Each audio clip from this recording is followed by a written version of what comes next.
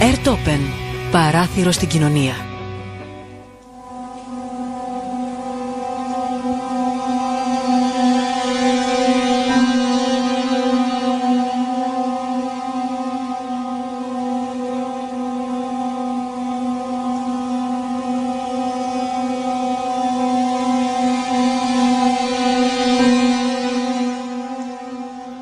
Κυρίες και κύριοι, καλή σας ημέρα.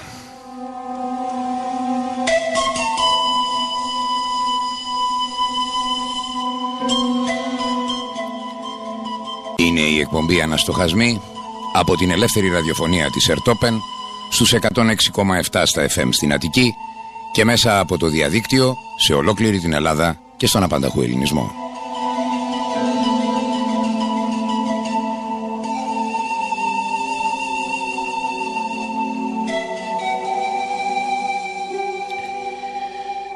Ένα πι κεφαλαίο, αφήνετε κενό, πληκτρολογείτε το μήνυμά σας και το αποστέλλετε στο 54045 με χρέος 25 λεπτά του ευρώ, που αποτελεί τη μοναδική πηγή ζωής και ύπαρξης της ελεύθερης ραδιοφωνίας της Airtopen.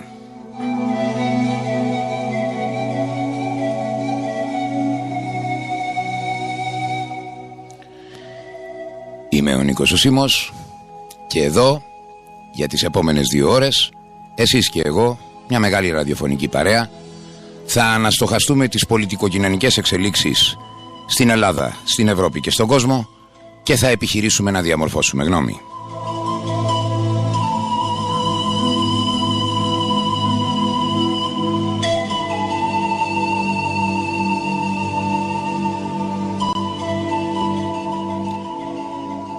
...210-6002-910 το τηλεφωνικό μας κέντρο. Χαρά και τιμή για μένα να σας ακούσω ζωντανά όπως κάθε φορά.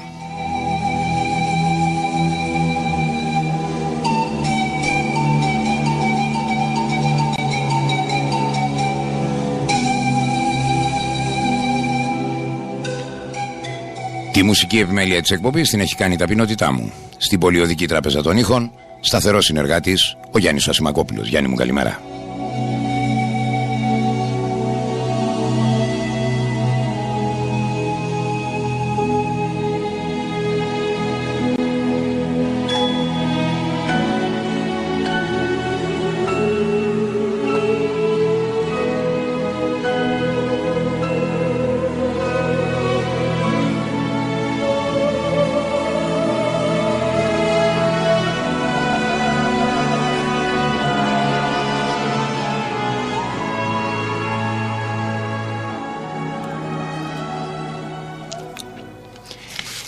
Κυρίες και κύριοι, καλή σας ημέρα. Η εκπομπή Αναστοχασμοί είναι και αυτή την εβδομάδα μαζί σας. Να σας πω εξ υπαρχής ότι την επόμενη εβδομάδα, την εβδομάδα του Πάσχα, δεν θα έχουμε εκπομπή. Η εκπομπή των Αναστοχασμών θα επαναληφθεί την πρώτη Κυριακή μετά την Κυριακή του Πάσχα.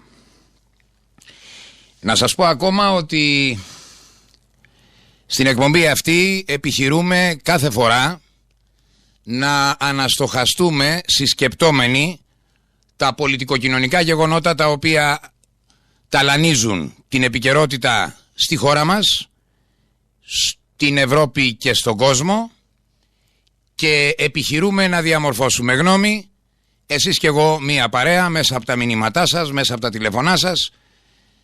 Ανοίγουμε έναν διάλογο και επιχειρούμε να διαμορφώσουμε συνείδηση για τα γεγονότα μέσα από τη σκέψη και το λόγο. Η εκπομπή αυτή είναι μια εκπομπή αμιγώς σκέψης και λόγου και τα επιχειρήματα αυτής της εκπομπής είναι ανοιχτά προς όλους και όλες εσάς, προκειμένου να συζητηθούν.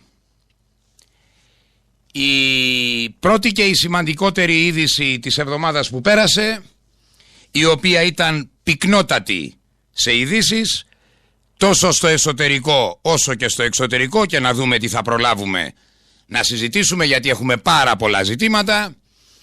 Έχουμε από του στόμαχοκ του κυρίου Ντόναλντ Τραμπ, ξαφνικά τα ξημερώματα της Παρασκευής, εναντίον βάσεων του Συριακού στρατού στο Ιντλίμπ, μέχρι τον κύριο Ευκλήδη Τσακαλώτο και τους ελληνικούς δημοσιογράφους. Όπως είπε, Αυτό δεν το είπα εγώ, ο κύριος Τσακαλώτος το είπε. Και την αξιολόγηση, το θέατρο της αξιολόγησης, που τελείωσε ουσιαστικά, έπαιξε μάλλον και την τελευταία παράστασή του, με τον επίσης κύριο Τσακαλώτο, τον εκαήκαμεν γνωστό Ευκλήδη Τσακαλώτο, να λέει ότι οι αποφάσεις που πήραμε θα στεναχωρήσουν τον ελληνικό λαό. Αυτό νομίζω ότι οι ακροατές της Ερτόπεν και των αναστοχασμών μάλλον ήταν προειδεασμένοι για το τι θα συμβεί με την περίφημη και πολυθρύλητη αξιολόγηση και τους διάφορους λεονταρισμούς που ακούσατε πιο πριν ή που παρακολουθήσατε στα μέσα ενημέρωσης, είτε τα τηλεοπτικά, είτε τα διαδικτυακά, είτε τα ραδιοφωνικά, τον κύριο Τσίπρα να κάνει το λιοντάρι, να λέει ότι θα συγκαλέσω ή θα προκαλέσω σύνοδο κορυφής αν δεν κλείσει αξιολόγηση, ότι εγώ δεν υπογράφω το ένα μέτρο, δεν υπογράφω το άλλο, και στο τέλος το τελικό αποτέλεσμα ήταν και είναι, γιατί προς τα εκεί θα πάει, να υπογράψουν και τις χαρτοπετσέτες από τους καφέδες, αν τυχόν πίνουν καφέδες, ή οποιαδήποτε άλλη χαρτοπετσέτα τους έρθει στο τραπέζι.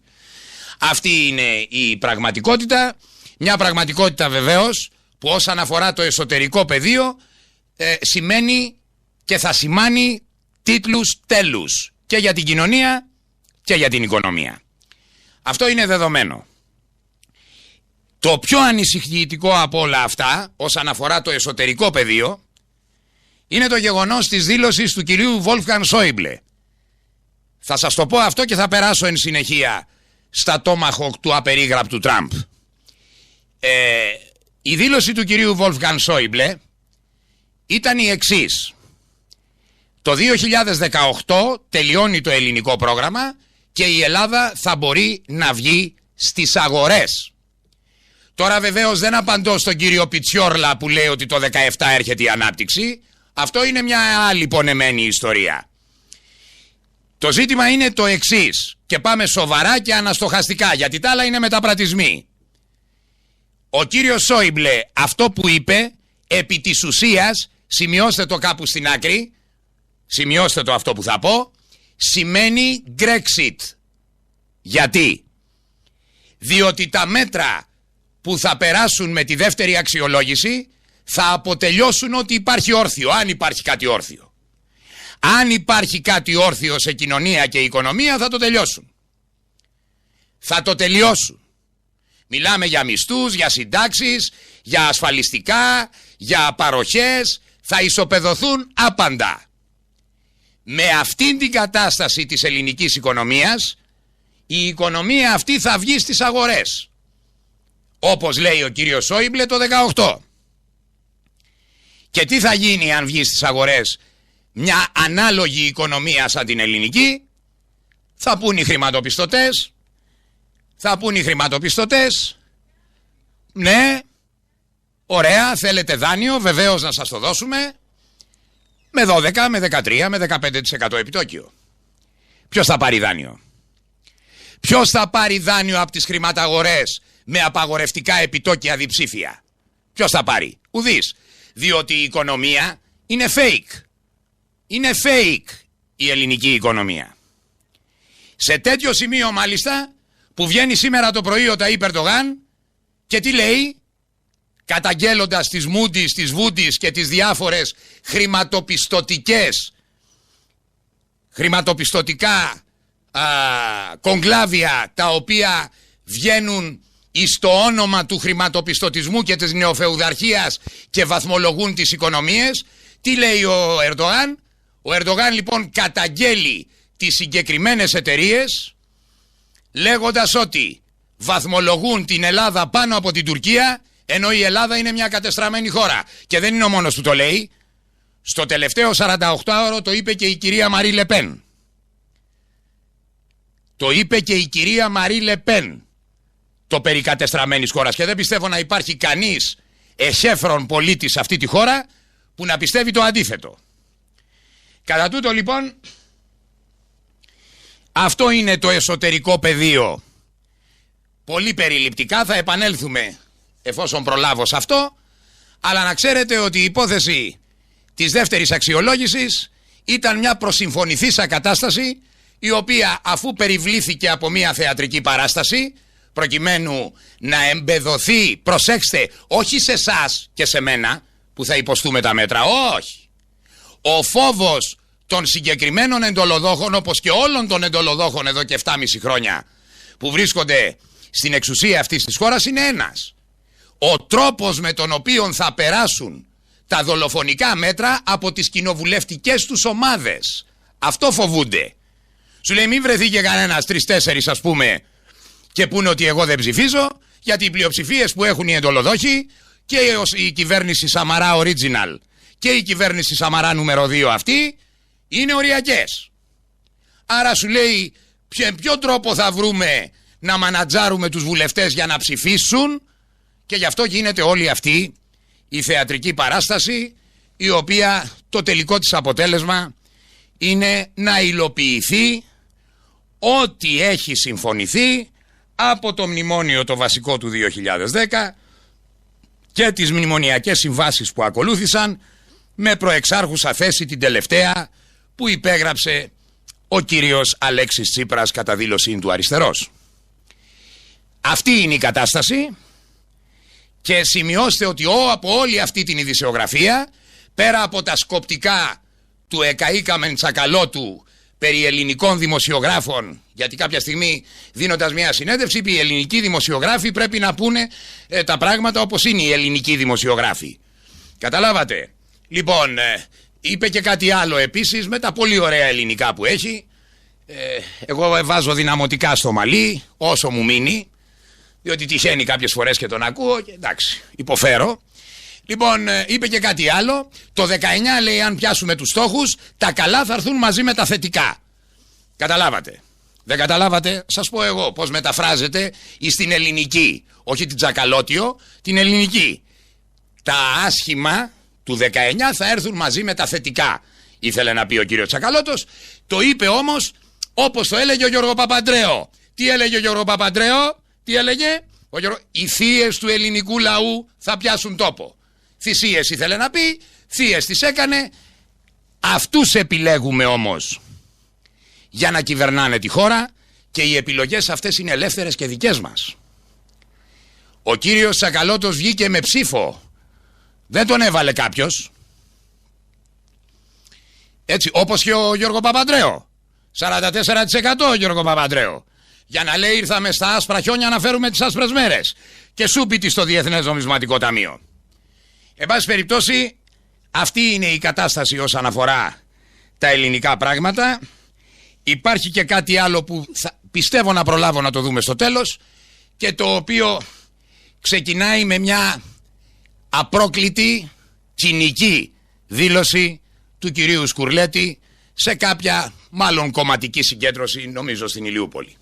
Εν πάση περιπτώσει, εκείνο που έχει αξία αυτή την ώρα είναι ότι η χώρα άλλο και μέσα στη μεγάλη εβδομάδα που θα ξεκινήσει από αύριο θα είναι άλλη μία μεγάλη εβδομάδα στα 7,5 χρόνια για τη χώρα και την κοινωνία της.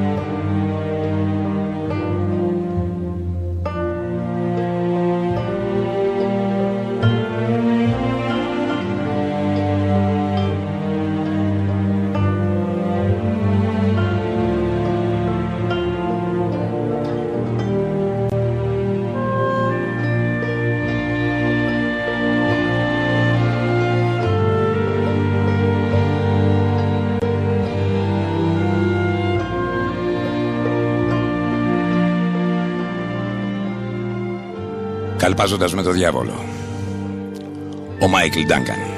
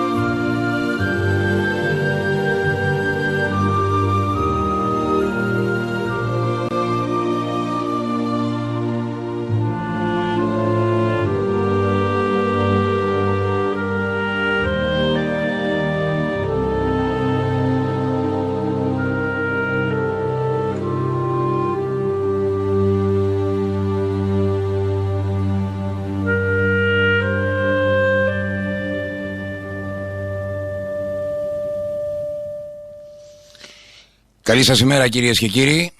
Είναι η εκπομπή Αναστοχασμοί. Για την επόμενη μία μισή ώρα θα είμαστε μαζί, επιχειρώντας να αναστοχαστούμε τα πολιτικο-κοινωνικά γεγονότα στην Ελλάδα, την Ευρώπη και τον κόσμο και να επιχειρήσουμε να διαμορφώσουμε γνώμη. Έχουν αρχίσει και έρχονται τα μηνύματά σας. Την καλημέρα μου σε όλους. Θα τα πούμε, θα τα διαβάσω. Να επαναλάβω, ίσως δεν ακούστηκε σωστά. Το κομμάτι που ακούσατε είναι το «Καλπάζοντας με το διάβολο» του Μάικλ Ντάνα. Να συνεχίσω λοιπόν με το μεγάλο ζήτημα της διεθνούς επικαιρότητας, που ήταν η εκτόξευση των 59 πυράβλων Tomahawk από τον απερίγραπτο Τραμπ. Και να πω ότι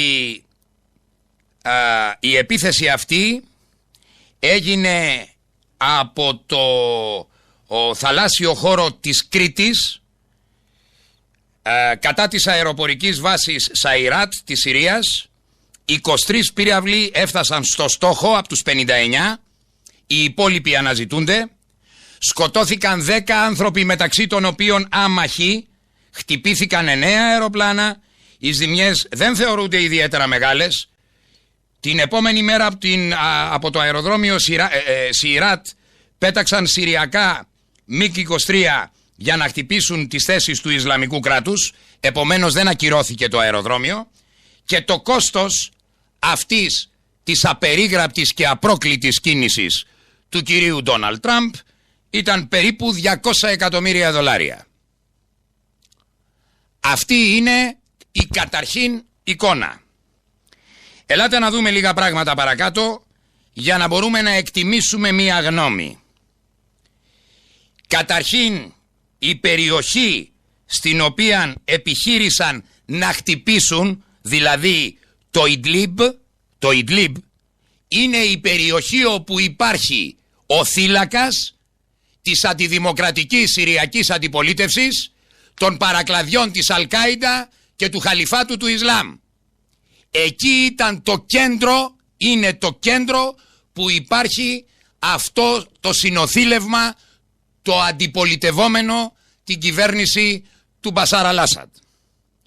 Και το χτύπημα που επιχειρήθηκε στη βάση αυτή ήταν ένα χτύπημα λίγο πριν γίνει η επίθεση προς τη συγκεκριμένη περιοχή, το Ιντλίμπ, των Συριακών στρατευμάτων, που υπάρχει αυτό το κέντρο της Συριακής αντιπολίτευσης, των παρακλαδιών της Αλ-Κάιντα, βλέπε Αλ-Νούσρα, και του Χαλιφάτου του Ισλάμ. Αυτό είναι το πρώτο ζήτημα. Το δεύτερο ζήτημα που πρέπει να δούμε είναι τι ευνόησε, σε τι βοήθησε αυτή η εκτόξευση πυράβλων. Αυτή η εκτόξευση πυράβλων, λοιπόν, κυρίες και κύριοι, ευνόησε σαφέστατα το Χαλιφάτο του Ισλάμ. Ευνόησε σαφέστατα τη Συριακή αντιπολίτευση, ευνόησε σαφέστατα την Αλ-Νούσρα, σε μία στιγμή που όλα δείχνουν ότι είναι ζήτημα ελαχίστων μιλών να χτυπηθεί η Ράκα και να τελειώνει η υπόθεση με το Χαλιφάτο του Ισλάμ. Τίναξε στον αέρα αυτή η επίθεση την αμερικανο-ρωσική συνεργασία εναντίον της τρομοκρατίας. Την τίναξε στον αέρα και έδειξε για άλλη μια φορά ότι αν υπάρχει κράτος στη Συρία οφείλεται στο Βλαδίμιρο Πούτιν, ότι η μόνη υπερδύναμη που υποστηρίζει πραγματικά τη μάχη εναντίον της τρομοκρατίας είναι η Ρωσία, και εκείνοι οι οποίοι κάνουν πλάτες στο Χαλιφάτο, στην Αλ-Νούσρα, στα παρακλάδια της Αλ-Κάιντα και στην αντιδημοκρατική, και αυτό δεν το λέω εγώ, το λέει όλος ο διεθνής τύπος, στην αντιδημοκρατική αντιπολίτευση εναντίον του Μπασάρ Αλ-Άσαντ, είναι οι Αμερικάνοι, οι σύμμαχοι των χρηματοπιστωτών στην Ευρώπη, Γερμανία, Γαλλία κλπ. Όμως μέσα από όλα αυτά θέλω να πω το εξής. Εμένα, ξέρετε ότι στις εκπομπές που κάναμε στους αναστοχασμούς είχα εκφραστεί για τον Ντόναλντ Τραμπ με μια επιφύλαξη ότι λέει κάποια πράγματα που έδειχναν αλήθειες, και βέβαια ο Ντόναλντ Τραμπ εξυπηρετούσε μια εικόνα η οποία είναι πραγματική. Όταν ξεκίνησε την προεκλογική του εκστρατεία, επί της ουσίας ο Ντόναλντ Τραμπ έδειξε τον βασιλέα γυμνό. Δηλαδή είπε ότι οι Ηνωμένες Πολιτείες της Αμερικής δεν είναι πλέον η δύναμη που ήταν πριν από 30 χρόνια, ότι βρίσκονται σε οικονομική δυσκολία, υποσχέθηκε στο χυμαζόμενο αμερικανικό μεσόστρωμα ότι θα γυρίσει πίσω τις αμερικανικές επιχειρήσεις και θα ανοίξει θέσεις εργασίας. Εν συνεχεία, ως πρόεδρος πλέον των Ηνωμένων Πολιτειών, μας άφησε άφωνους όταν σε μια τηλεοπτική συνέντευξη ένας Αμερικάνος δημοσιογράφος του μίλησε περιφρονητικά και προσβλητικά για τον πρόεδρο Πούτιν, λέγοντας ότι ο Πούτιν είναι εγκληματίας ή κάτι ανάλογο, και εκείνος απήντησε, μα εμείς δεν είμαστε αγγελούδια. Και συνέχισε επιτιθέμενος εναντίον της CIA, εναντίον της στρατιωτικής μυστικής υπηρεσίας, εναντίον του τύπου στις Ηνωμένες Πολιτείες, εναντίον δηλαδή του κράτους που λένε κάποιοι της Ουάσιγκτον. Το οποίο κράτος της Ουάσιγκτον κατευθύνεται από πολλαπλά κέντρα εξουσιών. Είναι ένα πολιτικό κέντρο εξουσίας, ένα-δυο πολιτικά κέντρα εξουσίας, είναι και το πανίσχυρο κέντρο των παγκοσμιοποιητών νεοφεουδαρχών, οι οποίοι ως στρατηγικοί έχουν τη συμμαχία με την Κίνα και τη στοχοποίηση της Ρωσίας, διότι αντιλαμβάνονται ότι είναι η μόνη υπερδύναμη που αντιστέκεται στη νεοφεουδαρχία. Αυτά δεν τα λέω εγώ, τα δείχνουν τα πράγματα. Πιστεύω να το αντιλαμβάνεστε αυτό. Και έχω την άποψη ότι ο κύριος Ντόναλντ Τραμπ είναι ένας άνθρωπος πλέον όσον αφορά την πράξη, γιατί μέχρι τώρα ακούγαμε, έλεγα εγώ παραδείγματος χάρη, για κοίτα, στις 15 Σεπτεμβρίου του 2013 έγραψα το δεύτερο καπιταλιστικό κύκλο και έρχεται ο Ντόναλντ Τραμπ 4 χρόνια μετά να επιβεβαιώσει αυτά που είχα γράψει τότε για τον γυάλινο γίγαντα, για την αποδρομή στην οποία βρίσκονται οι Ηνωμένες Πολιτείες Αμερικής και για το γεγονός ότι ο 21ος αιώνας περιγράφει δύο βασικές υπερδυνάμεις. Τη Ρωσία ως στρατιωτική υπερδύναμη και την Κίνα ως οικονομική υπερδύναμη. Ο κύριος Ντόναλντ Τραμπ είπε πάρα πολλά, αλλά πράξη έκανε μία. Και η πράξη που έκανε ήταν η 59 Tomahawk σε βάρος απρόκλητη επίθεση με το πρόσχημα των χημικών, με το πρόσχημα δηλαδή ότι ο Συριακός στρατός έριξε χημικά. Προσέξτε τώρα, τα χημικά των Σύριων, του Συριακού στρατού ή του Μπασάρ Αλ-Άσαντ έχουν καταστραφεί με επιτροπές στις οποίες συμμετείχε ο ΟΗΕ, το Συμβούλιο Ασφαλείας, και μάλιστα είχαμε και γεγονότα, αν θυμάστε, στην Κρήτη είχε σηκωθεί ο κόσμος γιατί στο κρητικό πέλαγος πέφτανε τα κατεστραμμένα χημικά του Άσαντ. Ο Άσαντ λοιπόν δεν έχει χημικά. Το πρόσχημα των χημικών ήταν νομίζω καθαρό. Τώρα τι μπορεί να έγινε? Και επειδή αναστοχαστικά ενδεχομένως να περιμένετε μια εκτίμηση, να σας πω. Οι ομάδες της Αλ-Κάιντα, η Αλ-Νούσρα, έριξαν τα χημικά μετά από συνεννόηση με το βαθύ κράτος των χρηματοπιστωτών για να υπάρξει το πρόσχημα προκειμένου να γίνει η επίθεση. Σημειώστε το αυτό που λέω για θα το δείτε μπροστά σας. Και για εις επίρρωση είναι αυτό που σας λέω, σας λέω και την είδηση. Ο Σεργέι Λαυρόφ, ένας εκ των πλέον σοβαρών υπουργών εξωτερικών της παγκοσμιότητας, σε συνομιλία με τον Τσαβούσογλου, τον Τούρκο υπουργό εξωτερικών, του είπε το εξής: ο Λαυρόφ, ελέγξτε ποιοι έριξαν τα χημικά. Ελέγξτε ποιοι έριξαν τα χημικά.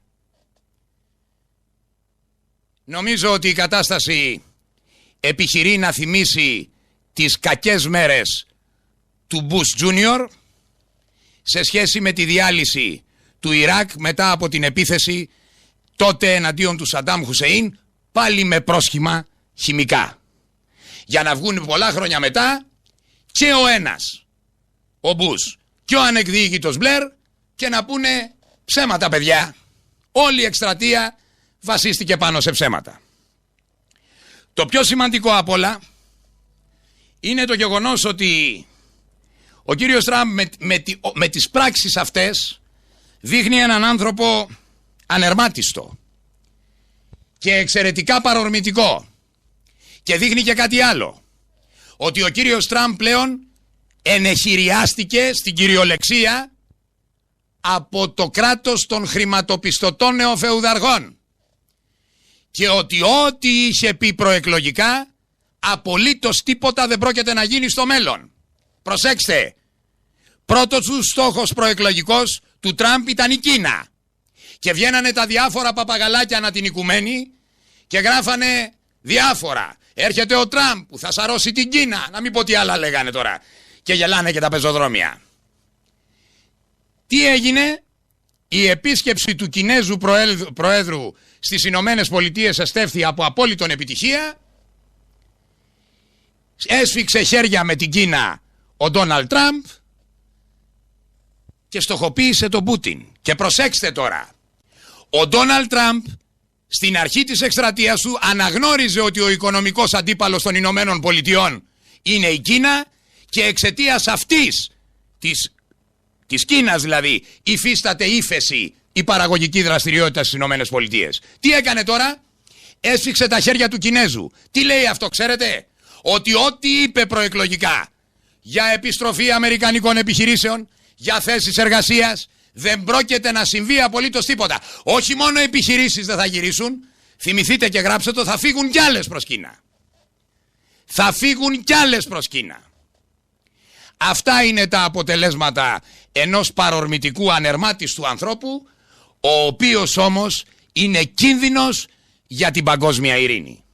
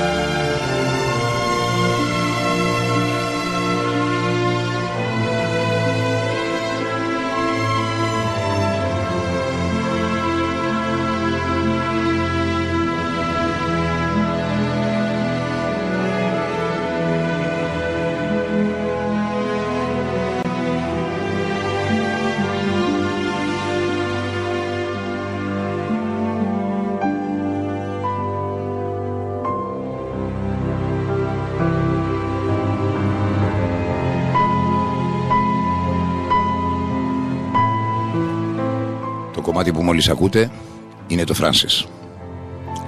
Είναι ο αείμνηστος Ζομπάρι.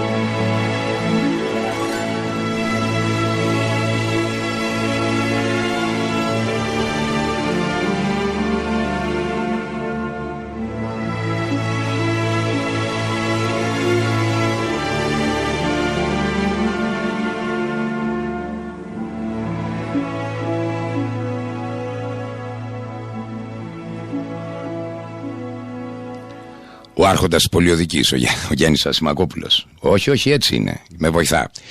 Συνεχίζοντας λοιπόν για το ζήτημα των Tomahawk και το πώς είναι δυνατόν να διακυβευτεί στο μέλλον από κάποιες ανάλογες πράξεις η παγκόσμια ειρήνη, έχω νομίζω στην τηλεφωνική γραμμή, τον έχουμε παιδιά, τον φιλόσοφο μαθηματικό, τον πολύ αγαπητό μου, τον Νικόλα Τολάο. Νικόλα μου, καλημέρα. Καλή σου ημέρα, Νίκο μου. Σε ευχαριστώ, σε παρακολουθώ και άκουσα σε ευχαριστώ πάρα πολύ. τα σχόλιά σου. Για πες μου σε παρακαλώ, πώς κρίνεις αυτή την απρόκλητη και περίεργη επίθεση και τι πιστεύεις ότι μπορεί να συμβεί στο μέλλον? Θα ήθελα, αν μου επιτρέψεις, να δώσω ένα πλαίσιο για τη συζήτηση για τους ακροατές μας. Ναι. Το έχουμε συζητήσει, αν μπορώ να το πω με δύο λόγια. Βεβαίως. Πρώτα απ' όλα πρέπει να πω ότι δεν θα με απασχολήσει τόσο το ποιος έριξε ακριβώς τα χημικά. Πράγματι είναι ένα πολύπλοκο θέμα. Το κυριότερο πρόβλημα όμως είναι η ρεβιζιονιστική, αναθεωρητική πολιτική για τη Συρία, που φαίνεται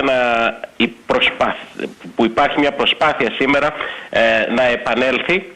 Εύστοχο είναι επίσης, θα ήθελα να το τονίσω αυτό που είπες πριν, ότι την περίοδο της διακυβέρνησης του George Bush του νεότερου, την περίοδο 2001-2009, είχαμε το πρώτο ψέμα που ήταν η ύπαρξη χημικών όπλων στο Ιράκ και μια τεράστια εκστρατεία των Ηνωμένων Πολιτειών στο Ιράκ, η οποία βασίστηκε σε ένα ψέμα.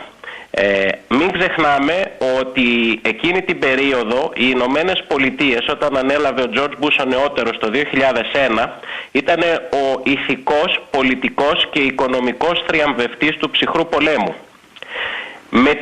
Με την ενέργεια αυτή στο Ιράκ, οι Ηνωμένες Πολιτείες, παρότι έθεσαν σημαντικά κοιτάσματα πετρελαίου υπό τον τυπικό έλεγχό τους, ωστόσο, ποιο ήταν το αποτέλεσμα? Οδηγήθηκαν στη μεγαλύτερη οικονομική κρίση στην ιστορία των Ηνωμένων Πολιτειών, στην κρίση του 2007, η οποία συνεχίζεται μέχρι σήμερα και έφερε τις Ηνωμένες Πολιτείες στα πρόθυρα της χρεοκοπίας. Νικόλας Λάος, έτσι, τα ακούτε. Παρακαλώ, πρώτον αυτό. Και σε παγκόσμια ηθική απαξίωση και απώλεια όλων των ηθικών πλεονεκτημάτων των Ηνωμένων Πολιτειών παγκοσμίως. Στη συνέχεια, μετά τον πρόεδρο Μπούς, έχουμε τον πρόεδρο Ομπάμα, ο οποίος πάλι επί τη βάση ενός ψέματος πάλι για το θέμα των χημικών όπλων κάνει μία σειρά ενεργειών στην Συρία που οδηγούν σε περαιτέρω εμπλοκή των Ηνωμένων Πολιτειών σε καταστροφικούς πολέμους, σε περαιτέρω οικονομική δυσπραγία και σε περαιτέρω ηθική απαξία. Και σημείωσε ότι διαλύει και τη Λιβύη, έτσι. Ακριβώς. Έχουμε λοιπόν δύο βασικά δεδομένα. Τα ψέματα των Ρεπουμπλικάνων επί Μπούς για τα χημικά του Ιράκ οδηγούν σε καταστροφικά αποτελέσματα για τις Ηνωμένες Πολιτείες και σε θανάτους. Τα ψέματα της δημοκρατικής διακυβέρνησης του Ομπάμα για τα χημικά στη Συρία οδηγούν σε περαιτέρω οικονομική και στρατιωτική κρίση της Ηνωμένες Πολιτείες και σε περαιτέρω ηθική απαξία. Το πρόβλημα λοιπόν είναι ότι υπάρχει ένας πολύ μεγάλος κίνδυνος οι Ηνωμένες Πολιτείες να εμπλακούν σε περαιτέρω Βιετνάμ. Επίτρεψέ μου τώρα να πω δύο κουβέντες για τη Ρωσία και μετά σχολιάζουμε αμέσως και τη συγκεκριμένη ενέργεια. Η Ρωσία είναι παρούσα στη Συρία για να επιτύχει όχι απλώς έναν μεγάλο στρατιωτικό αντιπερισπασμό όσον αφορά τα ευρωπαϊκά μέτωπα απέναντι στις Ηνωμένες Πολιτείες, αλλά για να εξασφαλίσει υποχωρήσεις των Ηνωμένων Πολιτειών με αντάλλαγμα την απόσυρση της Ρωσίας από τη Συρία. Πρέπει να ξεκαθαρίσουμε ότι η Συρία καθεαυτή για τις Ηνωμένες Πολιτείες και για τη Ρωσία, το Ισραήλ είναι άλλο θέμα, θα έλθουμε σε αυτό αργότερα, δεν είναι μείζον στρατηγικό ζήτημα. Για τις μεν Ηνωμένες Πολιτείες δεν υπάρχουν σοβαρά διακυβεύματα για τη Συρία. Για το Ισραηλινό λόμπι υπάρχουν, αλλά όχι για τις Ηνωμένες Πολιτείες. Και δεύτερον, για τη Ρωσία επίσης δεν υπάρχουν σημαντικά διακυβεύματα στη Συρία. Θα το αναλύσουμε αυτό ίσως αν έχω χρόνο περαιτέρω. Τι ζητάει η Ρωσία στη Συρία? Η Ρωσία κάνει μια επίδειξη ισχύως στη Συρία προκειμένου σε μια συνεννόηση με τον πρόεδρο Τραμπ, ο πρόεδρος Πούτιν, να μπορέσουν να διαπραγματευτούν μια αξιοπρεπή συμφωνία υποχωρήσεων των Ηνωμένων Πολιτειών όσον αφορά τις κυρώσεις που επέβαλε η κυβέρνηση Ομπάμα σε βάρος της Ρωσίας για το ζήτημα της Κριμαίας και της ευρύτερης κρίσης στην Ουκρανία. Καθώς επίσης και μια σειρά ανταλλαγμάτων για την αντιστροφή της πολιτικής Μπούς σε ό,τι αφορά την αντιπυραυλική ασπίδα στην Ανατολική Ευρώπη. Νικόλα μου, αυτό τινάχτηκε στον αέρα όμως. Μισό λεπτό, να δούμε τώρα τι γίνεται εδώ.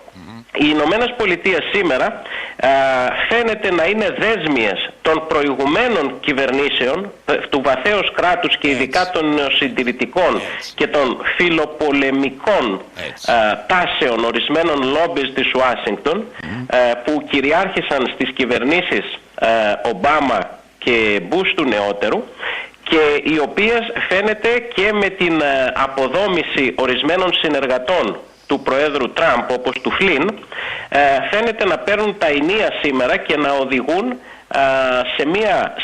σε μια εμπλοκή και παγίδευση του Προέδρου Τραμπ, ο οποίος είναι ένας πολύ καλός έμπορος, αλλά φαίνεται ότι είναι ένας πάρα πολύ αδύναμος πολιτικός, γιατί δεν καταλαβαίνει τη διαφορά μεταξύ του να είσαι καλός έμπορος και του να είσαι πολιτικός ηγέτης, statesman, με αποτέλεσμα το περιβάλλον του και ειδικά το περιβάλλον της κόρης του και του γαμπρού του, που εκπροσωπούν τις φιλοπολεμικές τάσεις των νεοσυντηρητικών και των προηγουμένων κυβερνήσεων, να παίρνουν τα ενία, να τον μπλοκάρουν και να τον εμποδίζουν στο να επιτύχει κάτι που είναι σωτήριο για τις Ηνωμένες Πολιτείες. Ποιο είναι το σωτήριο για τις Ηνωμένες Πολιτείες? Να μην την πατήσει σε ένα ακόμη μεσανατολικό Βιετνάμ, το οποίο σκηνοθετείται από φιλοπολεμικά λόμπι, από ορισμένες τάσεις παραγόντων της Μέσης Ανατολής και από ορισμένες τάσεις παραγόντων του ΝΑΤΟ. Σήμερα λοιπόν... Νικόλα, κάνε μια διακοπή. Παρακαλώ. Η ειδησιογραφία, δεν ξέρω ότι πρέπει να την είδε σίγουρα, έδειξε ότι, δηλαδή εγώ έμεινα ενεός όταν τη διάβασα, ότι είχε πολύ μεγάλη επίδραση η κόρη του, λέει, στην τελική επίθεση. Δηλαδή έκανε και ένα tweet. Δηλαδή να γελάμε. Εδώ είναι επικίνδυνα πράγματα, δηλαδή, έτσι. Είναι απολύτως επικίνδυνα, διότι και η κόρη του και ο σύζυγός της, ο γαμπρός του, ο Τζάρετ Κούσνερ, ο οποίος για δώσε είναι ο κάποια νούμερο στοιχεία, 3 στο Λευκό Οίκο, για δώσε κάποια στοιχεία, σε παρακαλώ. εκπροσωπούν φιλοπολεμικές τάσεις του Ισραηλινού λόμπι της Ουάσιγκτον και της Wall Street και δημιουργούν έναν δακτύλιο περικύκλωσης, πολιτικής περικύκλωσης του Προέδρου Τραμπ, ο οποίος θέτει τα συμφέροντα, τα πραγματικά συμφέροντα των Ηνωμένων Πολιτειών σε κίνδυνο. Γιατί ο Πρόεδρος Τραμπ, εάν δεν δεσμευτεί από αυτό τον δακτύλιο που φαίνεται να τον περισφίγγει, αυτό το οποίο θα μπορούσε να κάνει είναι να διαπραγματευτεί αυτά που θέλει ο Πούτιν και τα οποία θα βοηθούσαν τις Ηνωμένες Πολιτείες. Τι θέλει ο Πούτιν? Ο Πούτιν θέλει να χρησιμοποιήσει τη Συρία ως λάφυρο για να εξασφαλίσει την υποχώρηση των Ηνωμένων Πολιτειών στο θέμα των κυρώσεων σε βάρος της Ρωσίας για την Κριμαία και την Ουκρανία και την απόσυρση της αντιπυραυλικής ασπίδας στην Ανατολική Ευρώπη. Εάν ο Πούτιν πάρει αυτά, ο Πούτιν θα εγκαταλείψει το θέμα της Συρίας. Και τι θετικό θα έχει αυτό για τις Ηνωμένες Πολιτείες? Ότι οι Ηνωμένες Πολιτείες με αυτόν τον τρόπο θα γλιτώσουν στο παραένα ένα καινούριο καταστροφικό και μοιραίο Βιετνάμ και θα μπορέσουν να εξαμαλύνουν και τις σχέσεις τους με το Ιράν. Λοιπόν. Θα έλεγα μάλιστα, αν μου επιτρέπεις, ένα τελευταίο έτσι συμπληρωματικό σε αυτά, ρηξικέλευτο σχόλιο. Ναι. Γιατί θέλω να σε ρωτήσω. Εάν οι Ηνωμένες Πολιτείες ακολουθήσουν μαξιμαλιστική γραμμή αντιπαράθεσης στη Συρία, κινδυνεύουν οι Ηνωμένες Πολιτείες και ευνοούνται σε βάρος των Ηνωμένων Πολιτειών ο πρόεδρος Πούτιν και συγκεκριμένα λόμπις των πολεμικών βιομηχανιών και του Ισραήλ στην Ουάσιγκτον. Οι Ηνωμένες Πολιτείες σήμερα χρειάζονται εξομάλυνση στη Μέση Ανατολή, εξοχότατος, χρόνο εξασφάλισης για να συσσωρεύσουν δυνάμεις και εξομάλυνση των σχέσεων με το Ιράν. Εάν οι Ηνωμένες Πολιτείες δεν τα κάνουν με αυτά, τότε ρωσικοί, Ισραηλινοί και άλλοι παράγοντες θα φαίνεται ότι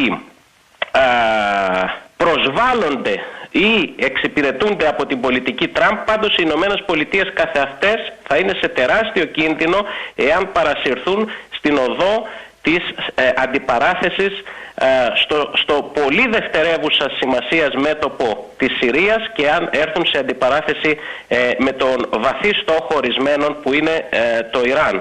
Συνεπώς μπορούμε να πούμε ότι αυτή τη στιγμή οι Ηνωμένες Πολιτείες, βιώνοντας μια παρατεταμένη κρίση από τους νεοσυντηρητικούς του Μπούς, που ξεκίνησε η κρίση αυτή το 2007 επί του Προέδρου Μπούς, εάν οι Ηνωμένες Πολιτείες εμπλακούν σε περαιτέρω πολεμικές ενέργειες στην Συρία και το χρησιμοποιήσουν αυτό ως πρώτο βήμα για περαιτέρω επιθέσεις στη Μέση Ανατολή σε βάρος του Ιράν, κινδυνεύουν να οδηγήσουν στην ταφόπλακα της λεγόμενης Pax Americana και με απρόβλεπτα αποτελέσματα όχι απλώς για ολόκληρη την περιοχή αλλά για το παγκόσμιο σύστημα. Ερώτηση δεύτερη και τελευταία. Πώς πάμε με την ελληνική έκδοση του βιβλίου σου Μεθεξιολογία? Έχει εκδοθεί και θα έχω την χαρά και την τιμή να συνεργαστούμε σε μια εκδήλωση που θα κάνουμε στις 15 Μαΐου, ανοιχτή προς το κοινό, στην ΕΣΥΑ το απόγευμα. Θα το ανακοινώσουμε μέσω ΕΣΟΥ. Πολύ ωραία. Νικόλα μου, σε ευχαριστώ για τα πολύ παραγωγικά σχόλια. Σε ευχαριστώ πάρα πολύ. Ευχαριστώ πάρα πολύ.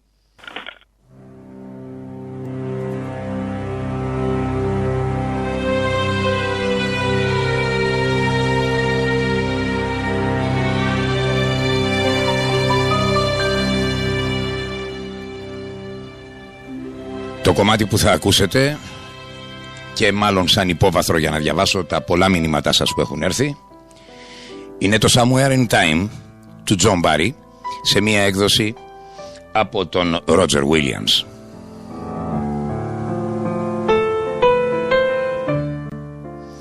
Λοιπόν, έχουν ξεκινήσει μηνύματα πάρα πολλά και σας ευχαριστώ πάρα πολύ για άλλη μια φορά, με τιμάτε ιδιαίτερα.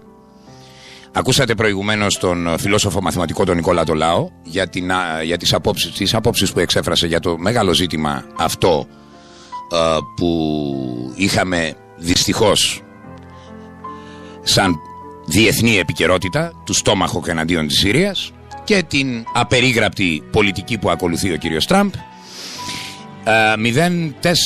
0482. Ο Τσίπρας διαπραγματεύεται τα μέτρα να ισχύσουν το 19 ώστε να σωθεί κομματικά. Ρε παιδάκι μου, με τέτοιο ταλέντο στους εκβιασμούς, ο Τσίπρας αν το έκανε υπέρ της χώρας και όχι κατά, θα γινόμασταν Νέα Ζηλανδία. Εξαιρετικό. Καλή σου μέρα. Καλημέρα ο E3304. Χαιρετώ την Ερτόπεν, ο Θανασάκης από τις Σέρες. Όλοι σχεδόν γνωρίζουμε πού θα καταλήξει η διαπραγμάτευση. Το πρόβλημα είναι ότι δεν υπάρχει αντίδραση, μου γράφει ο πολύ αγαπητός μου, η πολύ αγαπητή μου Γιώργος και Στέλλα. Γιώργο μου και Στέλλα, να είσαι καλά, καλημέρα. Ευχαριστούμε πάρα πολύ. Και θέλω να πω ότι είναι ένα ζήτημα της αντίδρασης, είναι ένα ζήτημα ολόκληρης εκπομπής. Θα ήθελα να το συζητήσουμε κάποια στιγμή μαζί και εδώ στο στούντιο. Λοιπόν, σου έχω πει, Νίκο, θα δεις Τσίπρας Καραμανλής να φτιάχνουν νέο κόμμα. Θα φτύσει μέχρι και αυτούς τους Συριζέους που του ψήφισαν το μνημόνιο. Ο Τσίπρας θα ανάβει κεριά στην Εκατονταπηλιανή. Ο Μπαλαούρας και οι Συριζέοι για να τους κάνει βουλευτές. Ο Τσίπρας θα ανάβουν κεριά στην Εκατονταπηλιανή. Μου γράφει 0482. Λοιπόν, 6040. Καλό Πάσχα σε όλους. Ο Διονύσης και στην Ερτόπεν από τη Λευκάδα. Διονύση μου επίσης από ψυχή. Νίκο, ερώτηση: πώς ακούγεται καλύτερα η μουσική, σε δικάναλο ήχο ή σε πολυκαναλικό?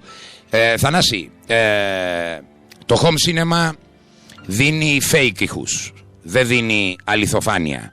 Εάν θέλεις αληθοφάνεια, πάμε για ένα πολύ καλό δικάναλο στερεοφωνικό σύστημα. Το σύστημα που λέγεται high-end, υψηλής ακρίβειας. Λοιπόν, μετά του στόμαχο, οι Συριζέοι και οι απανταχού μασονοαριστεροί θυμήθηκαν τον Συριακό λαό 8 χρόνια που ο Ομπάμα έριχνε αβέρτα του δώσανε Νόμπελ, αυτοί οι ίδιοι που σήμερα φωνάζουν υποκρισία, η μόνη λέξη που μου έρχεται, Ρενίκο, τι να λέμε τώρα, κρίμα, τόσοι νεκροί κάθε μέρα, κρίμα.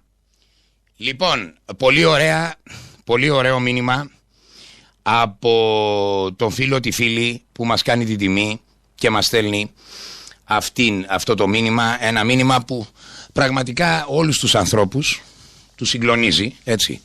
Μιλάμε για πόλεις φαντάσματα στη Συρία, έτσι. Πόλεις φαντάσματα από τους βομβαρδισμούς και τα λοιπά. Μιλάμε για εκατομμύρια, έτσι, εκατομμύριο νεκρούς, έτσι. Μιλάμε για αγριότητες, ιδιαίτερα από τη μεριά του Χαλιφάτου του Ισλάμ, που νομίζω τις είδαμε όλοι. Φτάσαν στο σημείο να χτυπήσουν ένα μνημείο της παγκόσμιας αρχαίας πολιτιστικής κληρονομιάς, στην Παλμύρα. Λοιπόν, έχουν γίνει εγκλήματα. Εν πάση περιπτώσει, να επανέλθω και να συνεχίσω το ζήτημα αυτό με τους Tomahawk και να πω ότι εις επίρρωση των όσων είπε ο Νικόλας, να επαναλάβω ότι το κέντρο το οποίο ενεχειρίασε στην κυριολεξία τον κύριο Ντόναλντ Τραμπ, ο οποίος πολύ σωστά το λέει ο λαός, μπορεί να ήταν καλός σαν επιχειρηματίας και να έγινε πολυεκατομμυριούχος, αλλά ως πολιτικός είναι έξω από τα πράγματα, και το χειρότερο απ' όλα είναι ότι βρίσκεται μπροστά σε μια μεγάλη δύναμη. Γιατί προσέξτε, μπορεί αυτή την ώρα οι Ηνωμένες Πολιτείες της Αμερικής στο χάρτη του 21ου αιώνα να μην έχουν το ρόλο, και για μένα ευτυχώς. Εντάξει, εγώ δεν σας το έχω κρύψει, οπωσδήποτε δεν είμαι φιλοαμερικανός, αυτό είναι δεδομένο. Ευτυχώς λοιπόν που δεν έχουν πρωταγωνιστικό ρόλο, αλλά εξακολουθούν να είναι μια πολύ μεγάλη δύναμη. Και μια δύναμη η οποία, αν διευθύνεται από έναν άνθρωπο παρορμητικό, από έναν άνθρωπο ο οποίος εν πάση περιπτώσει χαρακτηρίζεται από ανερμάτιστη λογική, είναι δυνατόν να διακυβευτεί η παγκόσμια ειρήνη. Και επειδή είχα κάποιους συνεργάτες με τους οποίους το συζητήσαμε και μου είπαν, μα γιατί τα αντιπυραυλικά συστήματα των Ρώσων δεν αντέδρασαν στην επίθεση των Tomahawk, να σας απαντήσω τα εξής. Πρώτον, στην είδηση που σας είπα, 59 και πήγαν 23 στο στόχο. Και δεύτερον, εάν απαντούσαν με τα αντιπυραυλικά οι Ρώσοι, θα είχαμε παγκόσμιο πόλεμο. Θα είχαμε παγκόσμιο πόλεμο. Να τα έχετε υπόψη αυτά. Δεν ήταν αδυναμία των αντιαεροπορικών συστημάτων να αντιδράσουν.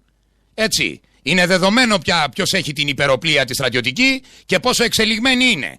Αυτά τα έχω γράψει στις 15 Σεπτεμβρίου του 2013. Δεν τα λέω τώρα. Το ξέρουν οι πάντες. Όχι. Αν όμως απαντούσε το στρατιωτικό τμήμα της Ρωσίας, το οποίο είχε ενημερωθεί εντωμεταξύ για το τι θα γίνει, εάν απαντούσε, πηγαίναμε σε παγκόσμια σύραξη. Θα φαινόταν δηλαδή ότι η Ρωσία πλέον βγαίνει μπροστά και συγκρούεται απευθείας με τις Ηνωμένες Πολιτείες. Κάτι που βεβαίως ένας υπεύθυνος ηγέτης, που ξέρει να χειρίζεται τα πράγματα, και το έχει αποδείξει αυτό ο Βλαδίμηρος Πούτιν, ότι ξέρει να χειρίζεται τα πράγματα, δεν θα το έκανε ποτέ. Άρα λοιπόν, ας μην υπάρχουν αυτές οι ερμηνείες, ξέρεις, δεν μπορούσαν, πιθανό να μην μπορούσαν να αντιδράσουν. Όχι ρε παιδιά, Tomahawk είναι. Tomahawk είναι. Είναι δυνατόν ποτέ η ρωσική αντιαεροπορία να μην μπορεί να αντιμετωπίσει πολύ γνωστά όπλα? Γιατί αυτά είναι πολύ γνωστά όπλα, δεν είναι άγνωστα. Επομένως, είναι και αυτό ένα ζήτημα που πρέπει να μπει μέσα στους προβληματισμούς σας σε σχέση με την κίνηση αυτή. Το σημαντικότερο απ' όλα, και εδώ θέλω να σταθείτε, είναι το ότι το κέντρο που περιέγραψε ο Νικόλας ο Λάος, και σας το περιέγραψα και εγώ πριν μιλήσουμε τηλεφωνικά με τον Νικόλα, είναι το κέντρο των νεοφεουδαρχών. Είναι το κέντρο το οποίο θέλει την παγκοσμιοποίηση εν είδη φεουδαρχίας, νεοφεουδαρχίας. Αυτό το κέντρο λοιπόν δεν θέλει να χαλάσουν οι οικονομικές σχέσεις με την Κίνα, αφού σχεδιάζει να κάνει την Ευρώπη νέα Κίνα. Καταλάβατε? Δεν θέλει. Τι θέλει όμως? Θέλει να είναι απέναντι από τη Ρωσία Γιατί η Ρωσία είναι εκείνη που αντιστέκεται. Άλλωστε και στις δημόσιες συνεντεύξεις του ο Βλαδίμηρος Πούτιν το έχει πει. Και ενώπιον 3-4 δημοσιογράφων. Ότι βρίσκεται απέναντι από τις λογικές της νεοφεουδαρχίας. Και αυτός στοχοποιείται. Γιατί αυτή είναι η στρατιωτική υπερδύναμη και αυτήν θα ήθελαν οι ανεγκέφαλοι του κράτους των νεοφεουδαρχών να στοχοποιήσουν. Έχουμε τηλέφωνο? Όχι. Ωραία. Πάμε σε μουσική λοιπόν και ώρα.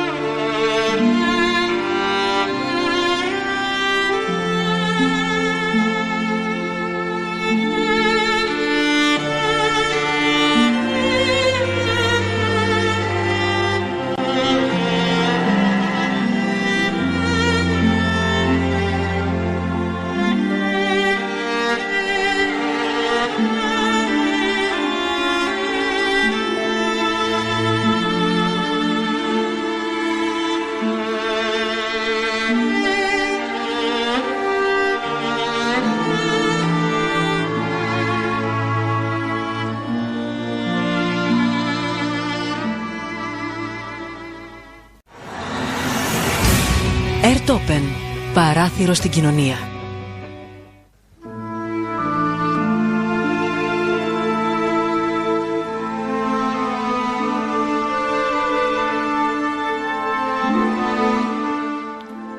Είναι η εκπομπή Αναστοχασμοί από την ελεύθερη ραδιοφωνία της Ερτόπεν στους 106,7 στα FM στην Αττική και μέσα από το διαδίκτυο σε ολόκληρη την Ελλάδα και στον απανταχού ελληνισμό.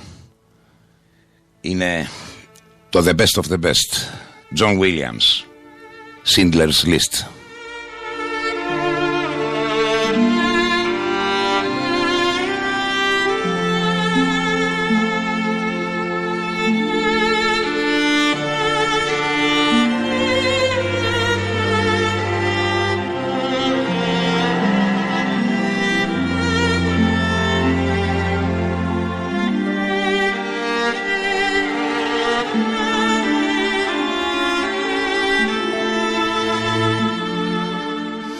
Μου γράφει η Ελένη από την Πρέβεζα το εξής. Κάνει εντύπωση το γεγονός πως τη στιγμή της επίθεσης στη Συρία πραγματοποιούσε επίσκεψη στη ΣΥΠΑ ο Κινέζος πρόεδρος.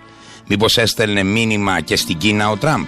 Πάντως αν ενεργεί έτσι είναι εφιάλτης. Φανταστείτε να τα βάλει με τη Βόρειο Κορέα. Και ο Απόστολος, που σου ανταποδίδω την εκτίμηση, Απόστολε, απεριόριστα και από ψυχή. Καλημέρα Νίκο. Όλο αυτό το σύστημα του ευρωγιαδισμού, δοσυλλογισμού των τελευταίων χρόνων πέφτει και εξαφανίζεται μέχρι το 18. Οπότε το ερώτημα είναι τι δυνάμεις υπάρχουν για να μην πάμε στην καταστροφή αυτή και να μπορούν να έχουν... και να μπορούν αυτές οι δυνάμεις να έχουν ένα αξιόπιστο πρόγραμμα, δηλαδή ποιες δυνάμεις μπορούν να προλάβουν την καταστροφή στην Ελλάδα περιγραφικά, λέει ο Απόστολος.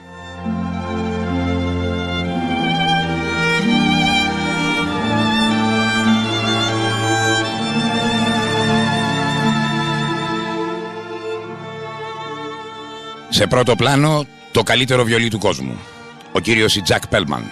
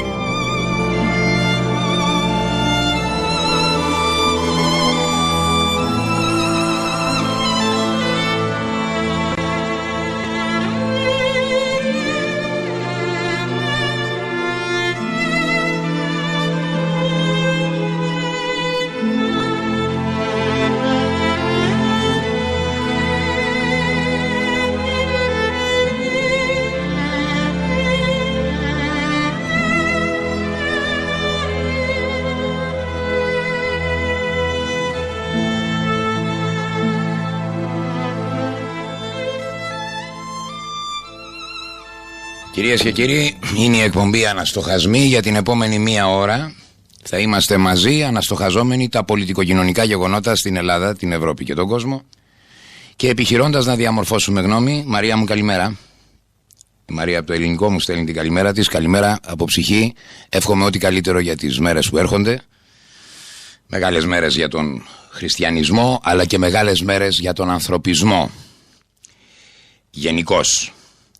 Θέλω να πω ότι στις μέρες που θα έρθουν θέλω να σταθείτε λίγο στη Μεγάλη Πέμπτη και τη Μεγάλη Παρασκευή. Αυτό που οι χριστιανοί λένε θείον πάθος και εγώ λέω το πάθος του ανθρώπου με το αλφα κεφαλαίο.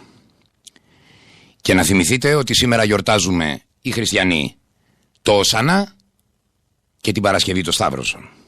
Και όλα αυτά απέναντι σε έναν άνθρωπο ο οποίος επετέθη τότε εναντίον του βαθέως κράτους των Ιουδαίων, δηλαδή των γραμματέων και των Φαρισαίων, που ήταν σε αγαστή συνεργασία για την παράταση της δουλείας μιας ολόκληρης περιοχής στη Ρωμαϊκή Αυτοκρατορία. Και ήταν οπαδός της άποψης ότι σηκώνει στη συνείδηση ενός λαού για να πετύχει η Επανάσταση. Και δεν προτάσεις πρώτα απ' όλα τα όπλα. Γιατί τα όπλα ενδεχομένως μπορεί να φέρουν νίκες, μπορεί να φέρουν και ήττες. Και εκεί ήταν η μεγάλη του διαφορά με τον Ιούδα, ο οποίος τον αγάπησε πολύ. Αυτά τα λέω για να μην υπάρχουν κενά στην ερμηνεία των ημερών που έρχονται και που είναι πολυεπίπεδα, έχουν σε πολλά επίπεδα νοήματα. Νοήματα σκληρά, νοήματα πραγματικά για όλες τις ψυχές των ανθρώπων. Έτσι. Να πω ακόμα ότι έχω την αίσθηση ότι πίσω από τα τόμαχοκ του απερίγραπτου Τραμπ, του ανθρώπου ο οποίος κινείται ανερμάτιστα και παρορμητικά, και κάποιος βέβαια πρέπει να του πει ότι δεν μπορεί να ηγείσαι μιας μεγάλης χώρας και να κινείσαι με τον τρόπο αυτό, λες και κάνεις business δηλαδή σαν Αμερικανάκι, αλλά πρέπει να κινείσαι με σοβαρότητα. Είναι βέβαιο ότι δεν είναι το κράτος των πολιτικών. Δεν είναι.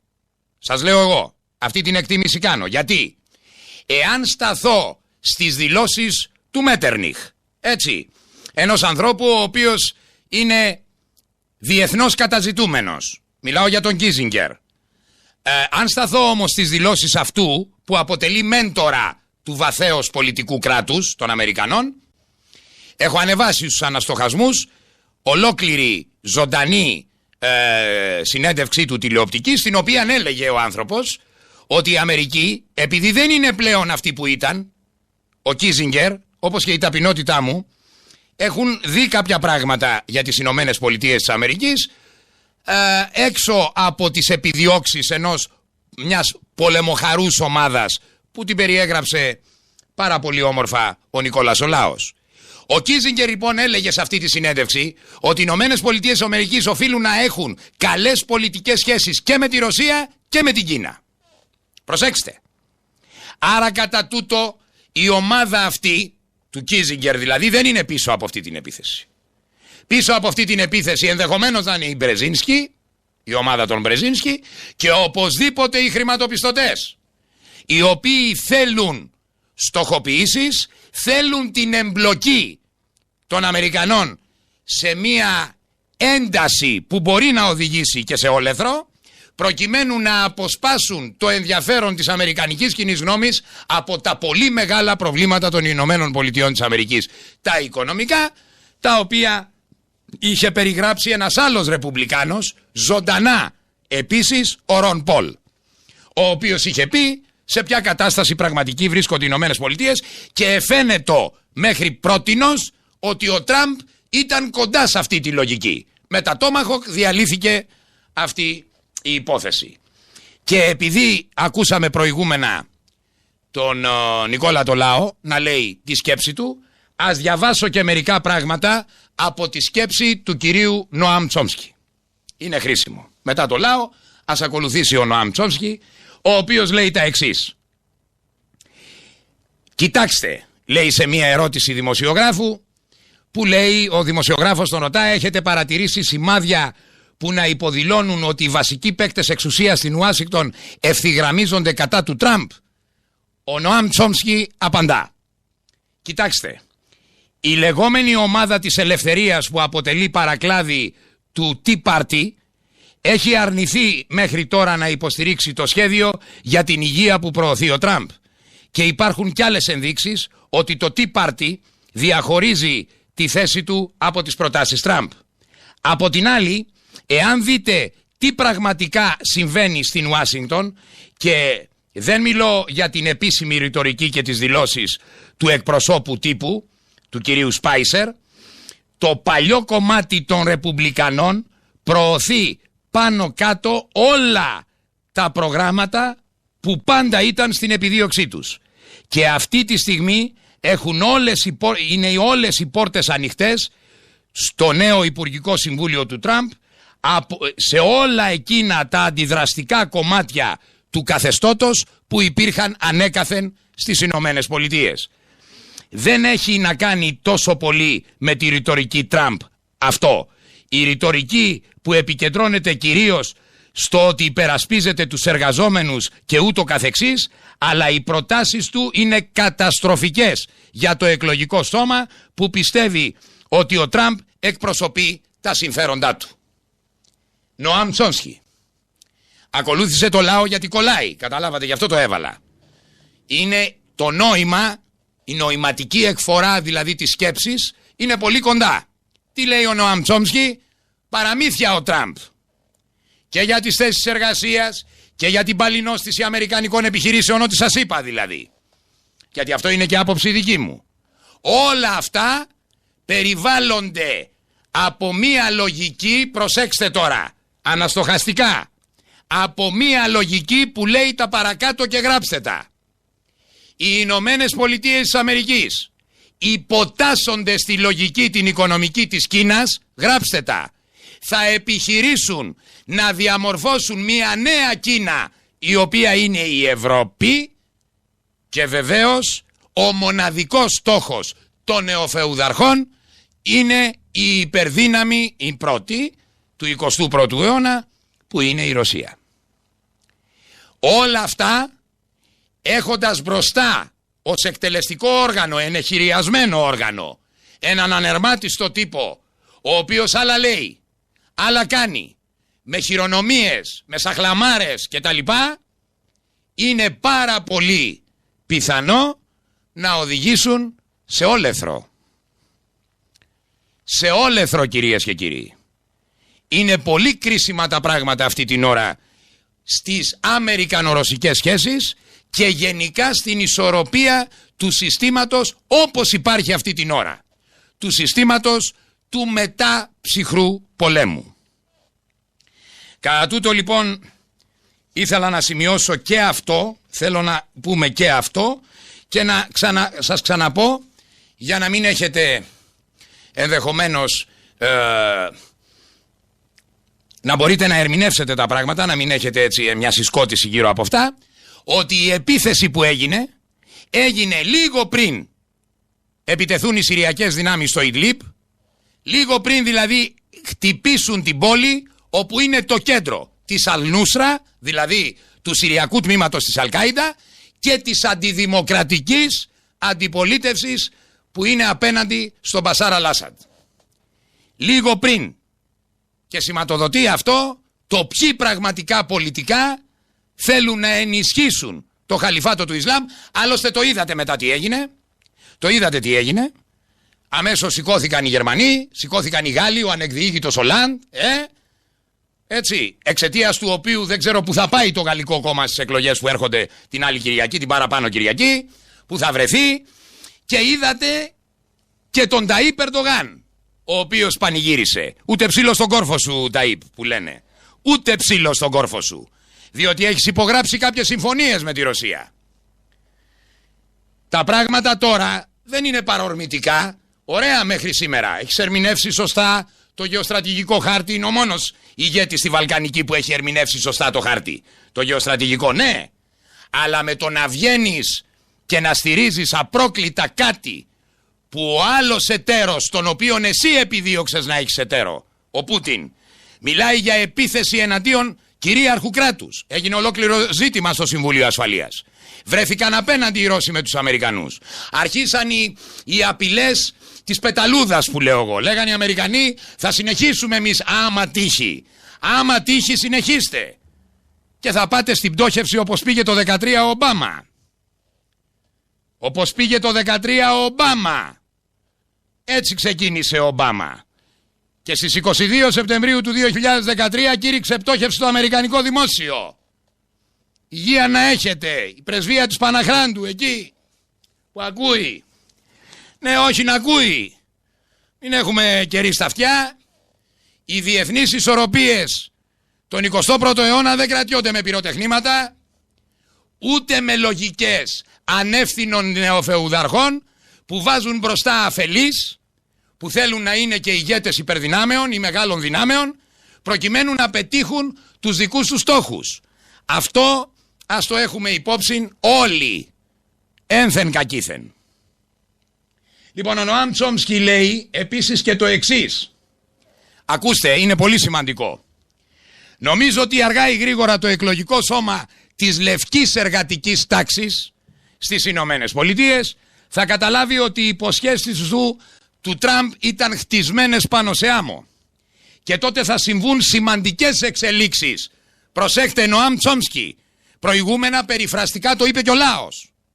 Το είπε και ο λαός περιφραστικά προηγουμένως. Λοιπόν, για να διατηρήσει τη δημοφιλία η κυβέρνηση του Τραμπ θα προσπαθήσει να βρει τρόπους να συσπυρώσει τον κόσμο και να αλλάξει την ατζέντα από τις πολιτικές που εκτελεί. Πιθανότατα ψάχνοντας να βρει εξηλαστήρια θύματα. Λέγοντας συγγνώμη, δεν μπορώ να φέρω δουλειές πίσω στην Αμερική. Σας ευχαριστώ πάρα πολύ. Όχι, αυτά τα είπαμε προηγουμένως. Λοιπόν, σας διαβάζω ειδησιογραφία εγώ τώρα. Δεν μπορώ να φέρω δουλειές πίσω στην Αμερική επειδή αυτοί οι άνθρωποι με εμποδίζουν. Και τα κλασικά θύματα είναι ευάλωτα άτομα, μετανάστες, μουσουλμανοί, ελιτίστες, τρομοκράτες και μην αποκλείσετε να υπάρξει και κάτι πολύ άσχημο προκειμένου να αλλάξει την ατζέντα, λέει ο Νοάμ Τσόμσκι, μέσα στις Ηνωμένες Πολιτείες. Βέβαια όλα αυτά ο διανοητής Τσόμσκι τα λέει πριν του Τόμαχοκ. Τώρα με του Τόμαχοκ έχω την αίσθηση ότι ο κύριος Τραμπ έριξε πυροβολισμό στον αέρα, διότι επέκεινα δεν υπάρχει. Έχω την πληροφόρηση ότι φρεγάτες με υπερσύγχρονα όπλα του ρωσικού στρατού, του ρωσικού ναυτικού, κινούνται προς τη θάλασσα της Συρίας. Λοιπόν, οπότε αντιλαμβάνεστε ότι τα πράγματα δεν είναι πολύ εύκολα, διότι από εδώ και μετά καλά είναι να ρίχνεις το πυροτέχνημα με πρόσχημα τα χημικά. Το παρακάτω είναι. Και το πολύ χειρότερο για τον Τραμπ είναι στην έρευνα που θα διεξαχθεί, γιατί θα υπάρξει έρευνα, θα την προκαλέσει ο Λαυρόφ. Σας το λέω εγώ, γράψτε τα. Θα την προκαλέσει ο Λαυρόφ, το είπε στον Τσαβούσογλου. Θα αποδειχθεί ότι τα χημικά δεν τα έριξε ο Άσαντ, γιατί δεν έχει. Τα έριξε η Αλνούσρα.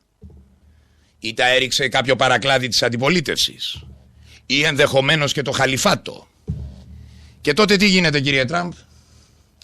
Πώς δικαιολογείτε τους λεονταρισμούς και πώς δικαιολογείτε η συγκίνηση την οποία ένιωσε η κόρη σας για τα παιδιά? Συγκίνηση μπορεί να νιώθει η κόρη σας για τα παιδιά, αλλά εσείς είστε πρόεδρος των Ηνωμένων Πολιτειών της Αμερικής. Και καλά να συγκινηθούμε μεταξύ μας. Δεν μπορεί να παίρνουμε στο λαιμό μας όμως ένα ολόκληρο κράτος και μάλιστα ισχυρό, διότι ανεξαρτήτως των προβλημάτων της Ηνωμένες Πολιτείες Αμερικής, επαναλαμβάνω, είναι μια μεγάλη δύναμη μέσα από την οποία μπορεί να διακυβευτεί η παγκόσμια ισορροπία και η παγκόσμια ειρήνη βεβαίως.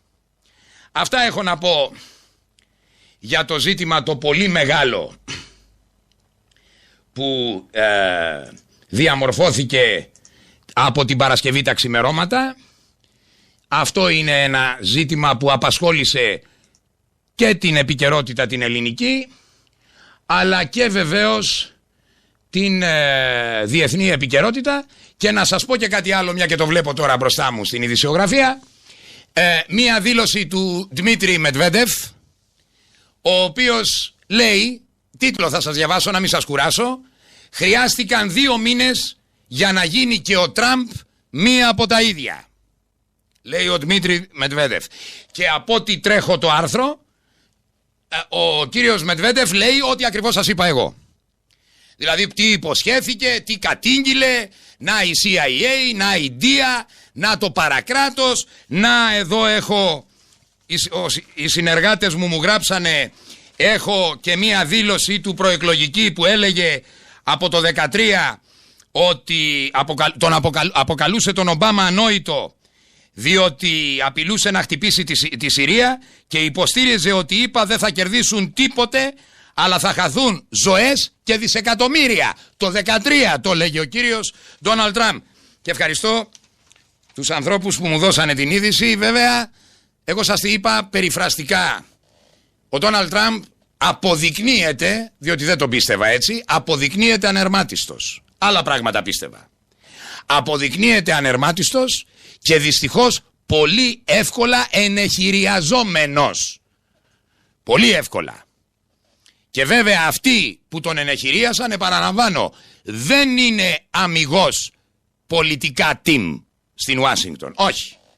Είναι team χρηματοπιστωτικά και μάλιστα οπαδοί της νεοφεουδαρχίας, δηλαδή της πιο ακραίας λογικής, και νομίζω ότι σε αυτή τη συλλογιστική με επιβεβαίωσε και ο Νικόλας ο Λάος στην παρέμβασή του και έχει αξία για μένα γιατί ο Νικόλας είναι ένας άνθρωπος διανοητής, μπορεί να βλέπει κάποια πράγματα πιο εκτεταμένα και με βάση μια ιστορική αναδρομή την οποία μας έκανε κιόλας, όπως και ο Νοάμ Τσόμσκι που λέει επίσης εύστοχα πράγματα. Σας τα διαβάζω γιατί πρέπει να έχουμε υπόψη μας, πέρα από το τι σκεπτόμαστε εμείς οι αναστοχαστές, αναστοχαστικά, τι λένε και τα ουσιαστικά, να χρησιμοποιήσω την έκφραση, δεν μ' αρέσει, τη συχαίνομαι, αλλά θα τη χρησιμοποιήσω, τα ουσιαστικά think tank των ανθρώπων. Έτσι, όχι των συμφερόντων, των ανθρώπων, τι σκέπτονται. Και ο Νοάμ Τσόμσκι είναι ένα τέτοιο. Είναι μια αποθήκη σκέψης της ανθρώπινης κοινωνίας. Και κατά τούτο έχει μεγάλη βαρύτητα αυτό που λέει, όπως και νομίζω εξαιρετική βαρύτητα για όσους μπορούν να παρακολουθούν, έχει και η άποψη που εκφράζει ο Νικόλας ο Λάος, διότι δεν παρεμβαίνει συνήθως ανοιχτά στο ραδιόφωνο σε ζητήματα τέτοια, μου έκανε την τιμή και παρεύει. Νομίζω ότι έχει αξία να παρακολουθήσουμε την κρισιμότητα της παγκόσμιας κατάστασης, όπως περιγράφτηκε από τους αναστοχασμούς από τον Νικόλα το Λάο και από τον διανοητή Νοάμ Τσόμσκι. Να περάσω στο επόμενο θέμα που νομίζω ότι είναι ένα πολύ μεγάλο ζήτημα επίσης της διεθνούς επικαιρότητας αυτή την εβδομάδα. Ήταν το τρομοκρατικό χτύπημα στην Αγία Πετρούπολη και το τρομοκρατικό χτύπημα προχθές στη Στοκχόλμη. Χτύπημα και τα δύο χτυπήματα ανάγονται στην μουσουλμανοτρομοκρατία. Έχουν ποιοτικά χαρακτηριστικά τελείως διαφορετικά και μετά από ένα μουσικό διάλειμμα θα τα δούμε μαζί.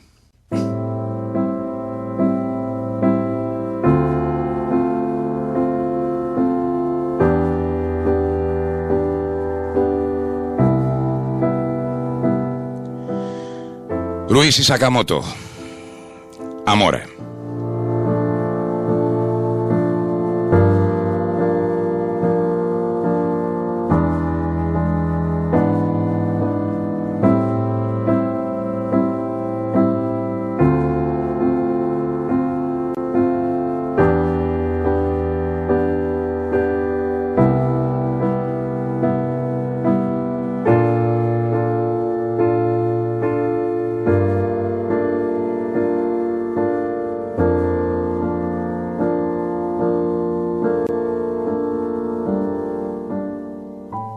Συγχαρητήρια για την εκπομπή σας, ο Μιχάλης από Γέρακα.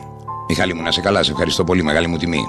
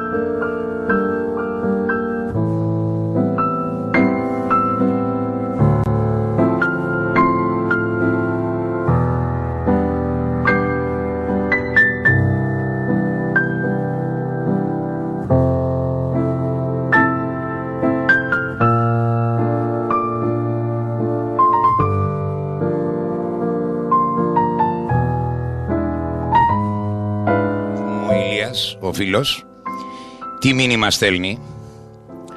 Και εντάξει, ο Ηλίας. Να μην λέμε πολλά. Λοιπόν, καλημέρα Νίκο.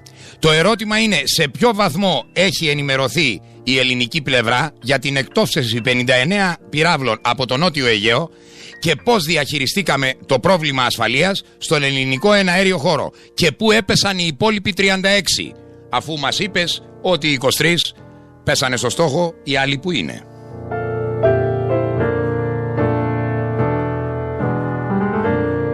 Λιάκο μου, άκουσες κάτι εσύ? Γιατί εγώ δεν άκουσα τίποτα.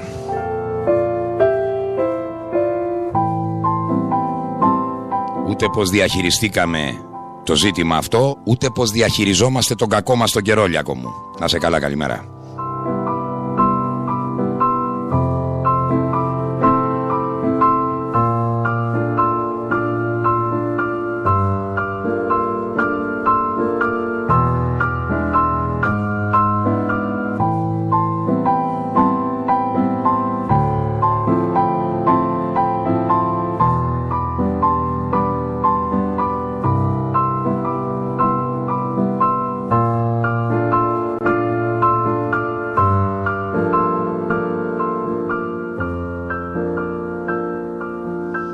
Η εκπομπή Αναστοχασμοί από την ελεύθερη ραδιοφωνία της Ερτόπεν 106,7 στα FM στην Αττική και μέσα από το διαδίκτυο σε ολόκληρη την Ελλάδα και στον απανταχού ελληνισμό. Ένα πι κεφαλαίο.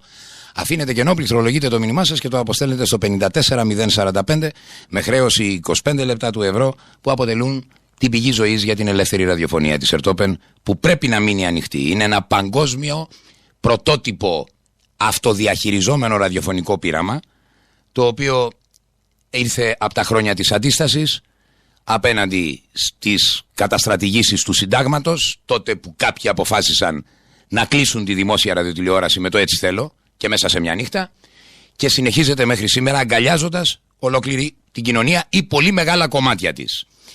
Να πω ένα μεγάλο ευχαριστώ. 9405, καλημέρα. Του λέω μια καλημέρα του της. Νίκο, λυπάμαι για τις αθλιότητες και τα εγκλήματα όλων, Τσίπρα και Τραμπ. Όσο για τον Πούτιν, έχει κάνει πολλές φορές πίσω ώστε να αποφευχθεί ο πόλεμος. Καλή Ανάσταση σε όλους και το Άγιο Φως να φωτίσει τους Έλληνες. Από ψυχή, ευχές, αλήθεια. Έτσι, εγώ δεν λέω υποκρισίες, το ξέρετε.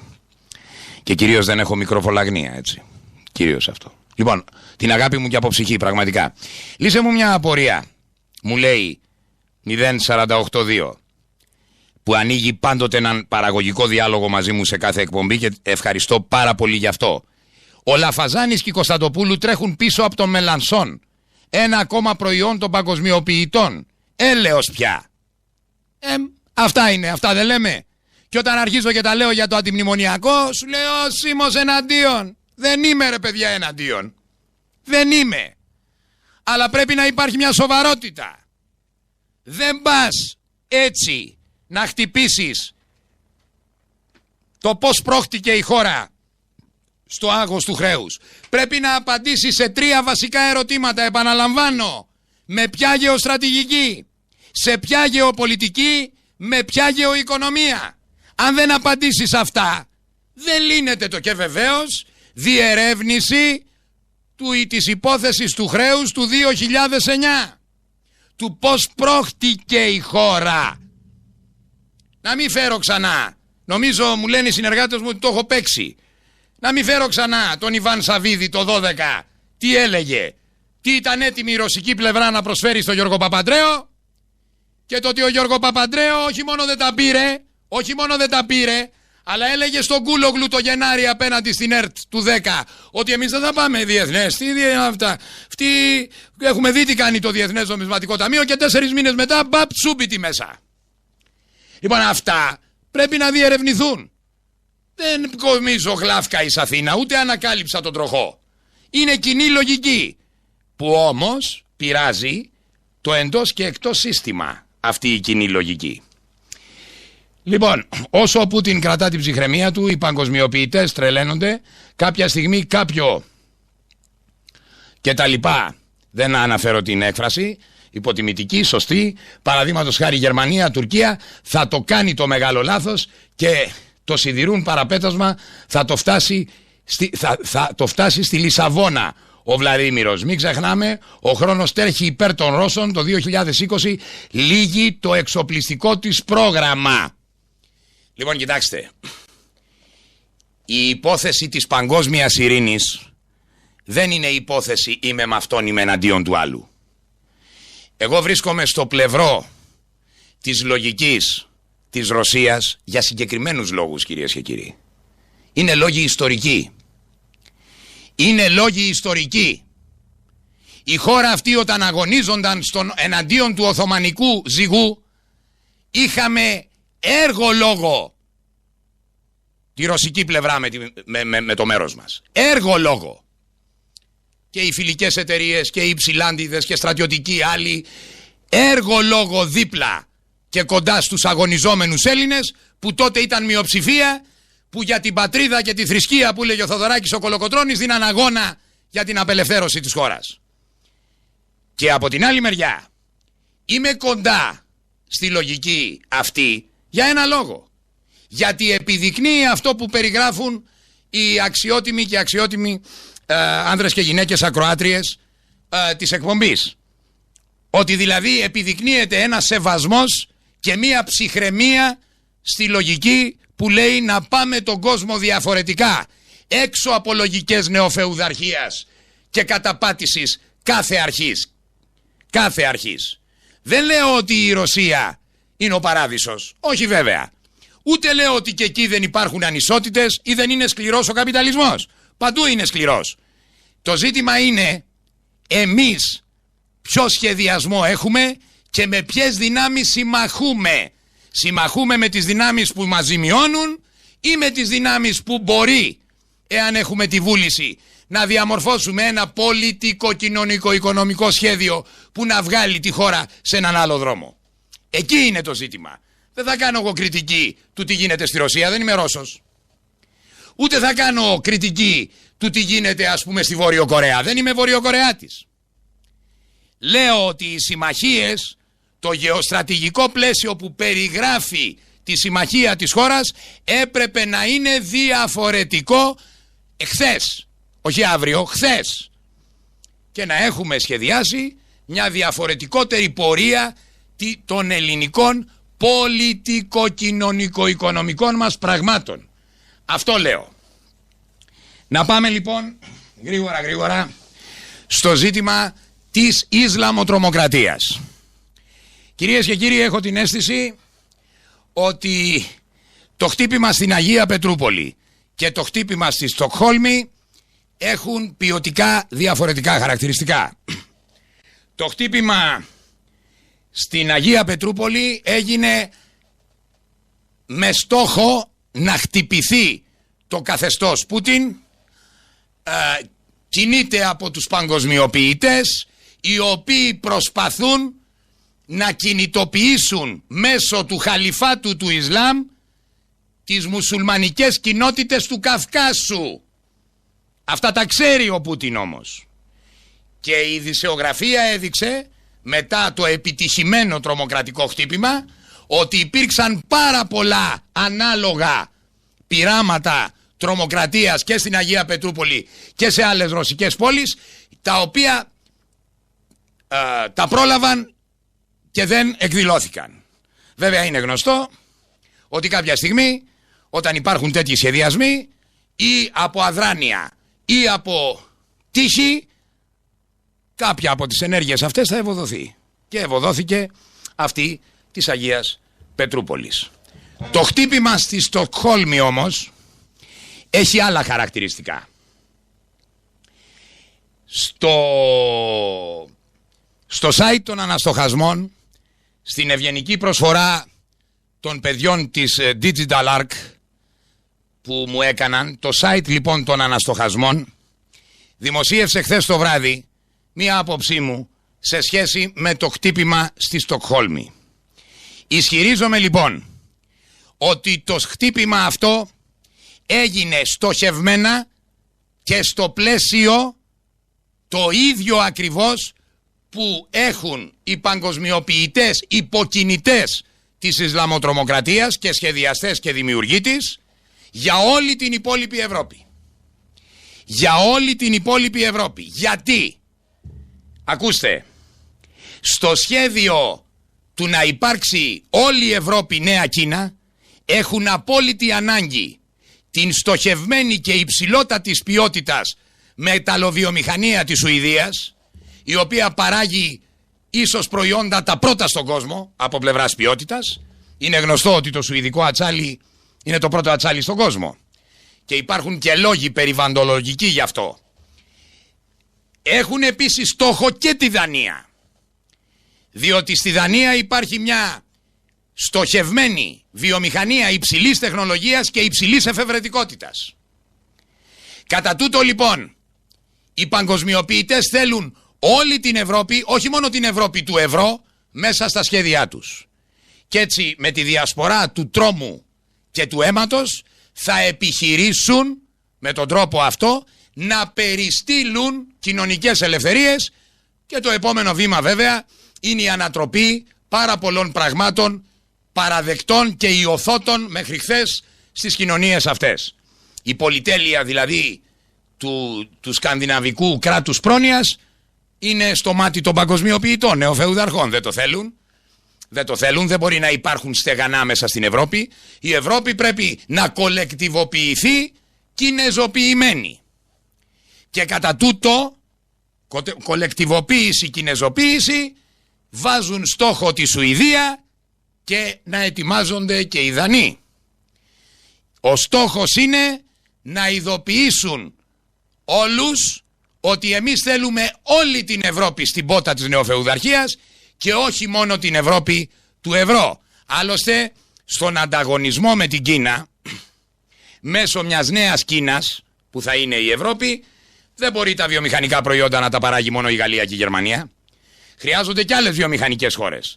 Και αυτές οι βιομηχανικές χώρες, αναζητήστε τις, είναι η Σουηδία, είναι η Δανία. Καταλάβατε? Εκεί και γι' αυτό το λόγο καρμπών έγινε πράξη ανάλογη με αυτή που έγινε στο Βερολίνο, ανάλογη με αυτή που έγινε θαρώ στη Νίκαια της Γαλλίας, γιατί νομίζω το φορτηγό στη Νίκαια της Γαλλίας είχε κάνει τρομοκρατική. Ανάλογη τέτοια ενέργεια έγινε και στη Στοκχόλμη, και βέβαια οι Σουηδοί βγήκαν στον δρόμο μετά την πράξη αυτή λέγοντας ότι αντιστεκόμαστε στο φόβο. Προσέξτε, το σύνθημα ήταν αντιστεκόμαστε στο φόβο, αυτό ακριβώς που επιδιώκει η Ισλαμοτρομοκρατία στις κοινωνίες της Ευρώπης. Τι επιδιώκει?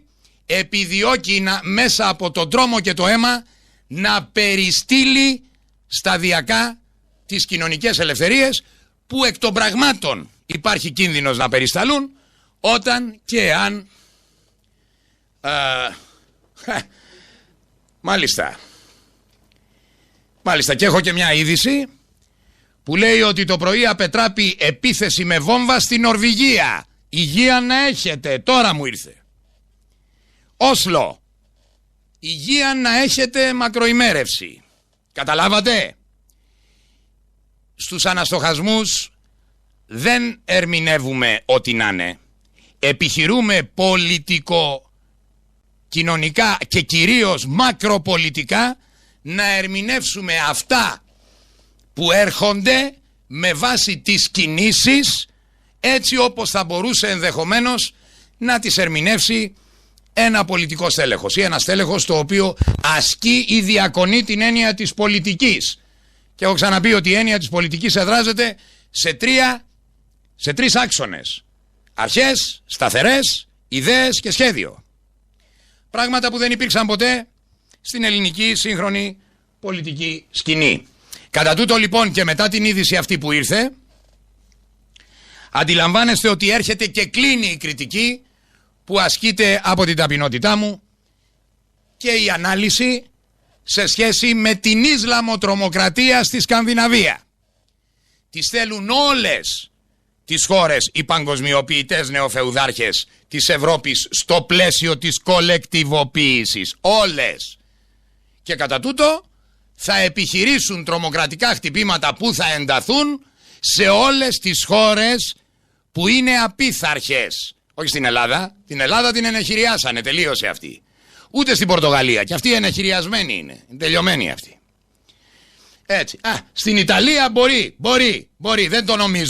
Δεν το νομίζω, διότι εκεί από κάτω είναι 2,5-3 το έλλειμμα, Βόμβα στα θεμέλια της Ενωμένης Γερμανικής Ευρώπης και του φράγκικου ιμπεριαλισμού που λέει εύστοχα ο λαός. Αυτό είναι μια νέα συλλογιστική που μπήκε, με συγχωρείτε, την περασμένη μας εκπομπή όταν ήταν εδώ ο Νικόλας ο Λάος, ο οποίος παρουσίασε ιστορικοπολιτικά στοιχεία σε σχέση με τον φράγκικο ιμπεριαλισμό.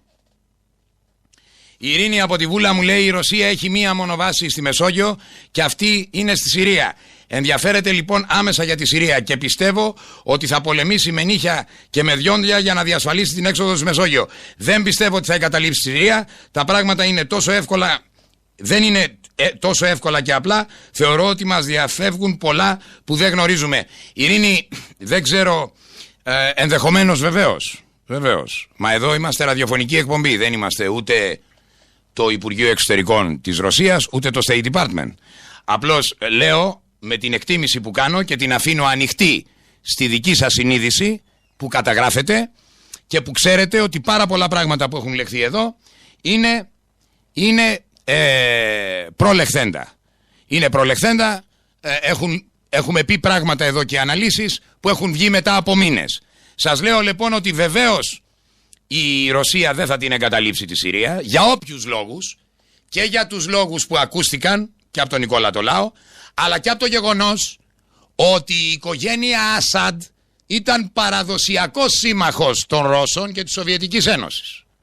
Ουδέποτε απέστη η Συρία από τη συμμαχία αυτή. Να σημειώσουμε ότι είχε μια πολύ καλή ανακοίνωση το Ιράν σε σχέση με την επίθεση των Τόμαχοκ, λέγοντας ότι ναι μεν καταδικάζουμε αυτές τις επιθέσεις γιατί είναι εναντίον των ανθρώπων με χημικά, αλλά από την άλλη καταδικάζουμε και τις πράξεις εναντίον κυρίαρχων κρατών, χωρίς προηγουμένως να έχουμε τεκμηριώσει αυτές τις επιθέσεις. Και πάρα πολύ σωστά το Ιράν βγαίνει στο πλευρό των δυνάμεων, γιατί δεν είναι μόνο η Ρωσία, ήταν και άλλες δυνάμεις. Έτσι, ξαφνικά η Βολιβία ζήτησε σύνοδο του Συμβουλίου Ασφαλείας για το θέμα αυτό. Έτσι, δεν είναι μόνο η Ρωσία, είναι άλλες δυνάμεις, είναι το Ιράν. Η Κίνα προσπάθησε να κρατήσει ίσες αποστάσεις, ξέρετε γιατί. Διότι προωθείται το σχέδιο της παγκοσμιοποίησης, στην οποία η Κίνα είναι θειασότης. Όμως δεν αντιλαμβάνεται ότι ενδεχομένως στο μέλλον μπορεί να βγει ότι οι νεοφεουδάρχες σε ένα επόμενο βήμα θα θίξουν ζωτικά συμφέροντα εξωτερικής πολιτικής της Κίνας. Και τότε η Κίνα θα βρεθεί απέναντι. Καταλάβατε? Δεν είναι πολύ απλά τα πράγματα. Η Κίνα αυτή την ώρα εξυπηρετείται από έναν ανερμάτιστο πρόεδρο, ο οποίος υποσχέθηκε στον κόσμο του θέσεις εργασίας και έφερε την Κίνα μέσα και σφίγγει χέρια. Σφίγγει χέρια με τον Κινέζο, αγκαλίτσες και φυλάκια, να και ποίηματα στα κινέζικα, να πώς θα φύγουν οι επιχειρήσεις για την Κίνα. Να πως δεν θα υπάρξουν εργατικά χέρια στις ΗΠΑ. Αλλά κάποια στιγμή στις κινήσεις των νεοφεουδαρχών είναι η περιστολή της Κίνας από πλευράς αντανακλαστικών ή αντικρισμάτων εξωτερικής πολιτικής. Τι σημαίνει αυτό? Ότι κάποια στιγμή θα επιχειρήσουν να ενοχλήσουν σε ζωτικά συμφέροντα της Κίνας τους Κινέζους. Και τότε βέβαια οι Κινέζοι θα βρεθούν στο πλευρό των δυνάμεων που αντιτίθενται στη λογική των Αμερικανών. Οι Αμερικάνοι βέβαια, όχι όλοι οι Αμερικάνοι, οι νεοφεουδάρχες Αμερικάνοι, σκέπτονται το πώς θα αντιμετωπίσουν τον δράκο που οι ίδιοι δημιούργησαν. Και βέβαια δεν σκέπτονται να αξιοποιήσουν τον πληθυσμό τους, όχι. Θα μεταφέρουν την κατάσταση στην Ευρώπη κινεζοποιώντας την ως κολεκτίβα. Γι' αυτό γίνονται ό,τι γίνεται και τώρα και στη Σκανδιναβία. Καταλάβατε? Αυτός είναι ο στόχος. Αυτόν τον μακροπολιτικό στόχο θέλω να τον σημειώσετε. Εκεί πάμε. Χρόνια πολλά, καλό Πάσχα από την Ελίνα. Ελίνα μου, να σε καλά. Και Γιάννη μου, έχεις χρόνια πολλά από την Ελίνα. Ευχαριστούμε πάρα πολύ. Λοιπόν, αυτό όσον αφορά το τρομοκρατικό χτύπημα στη Στοκχόλμη είναι διαφορετικό από της Αγίας Πετρούπολης. Να σημειώσετε για την Αγία Πετρούπολη τα εξής.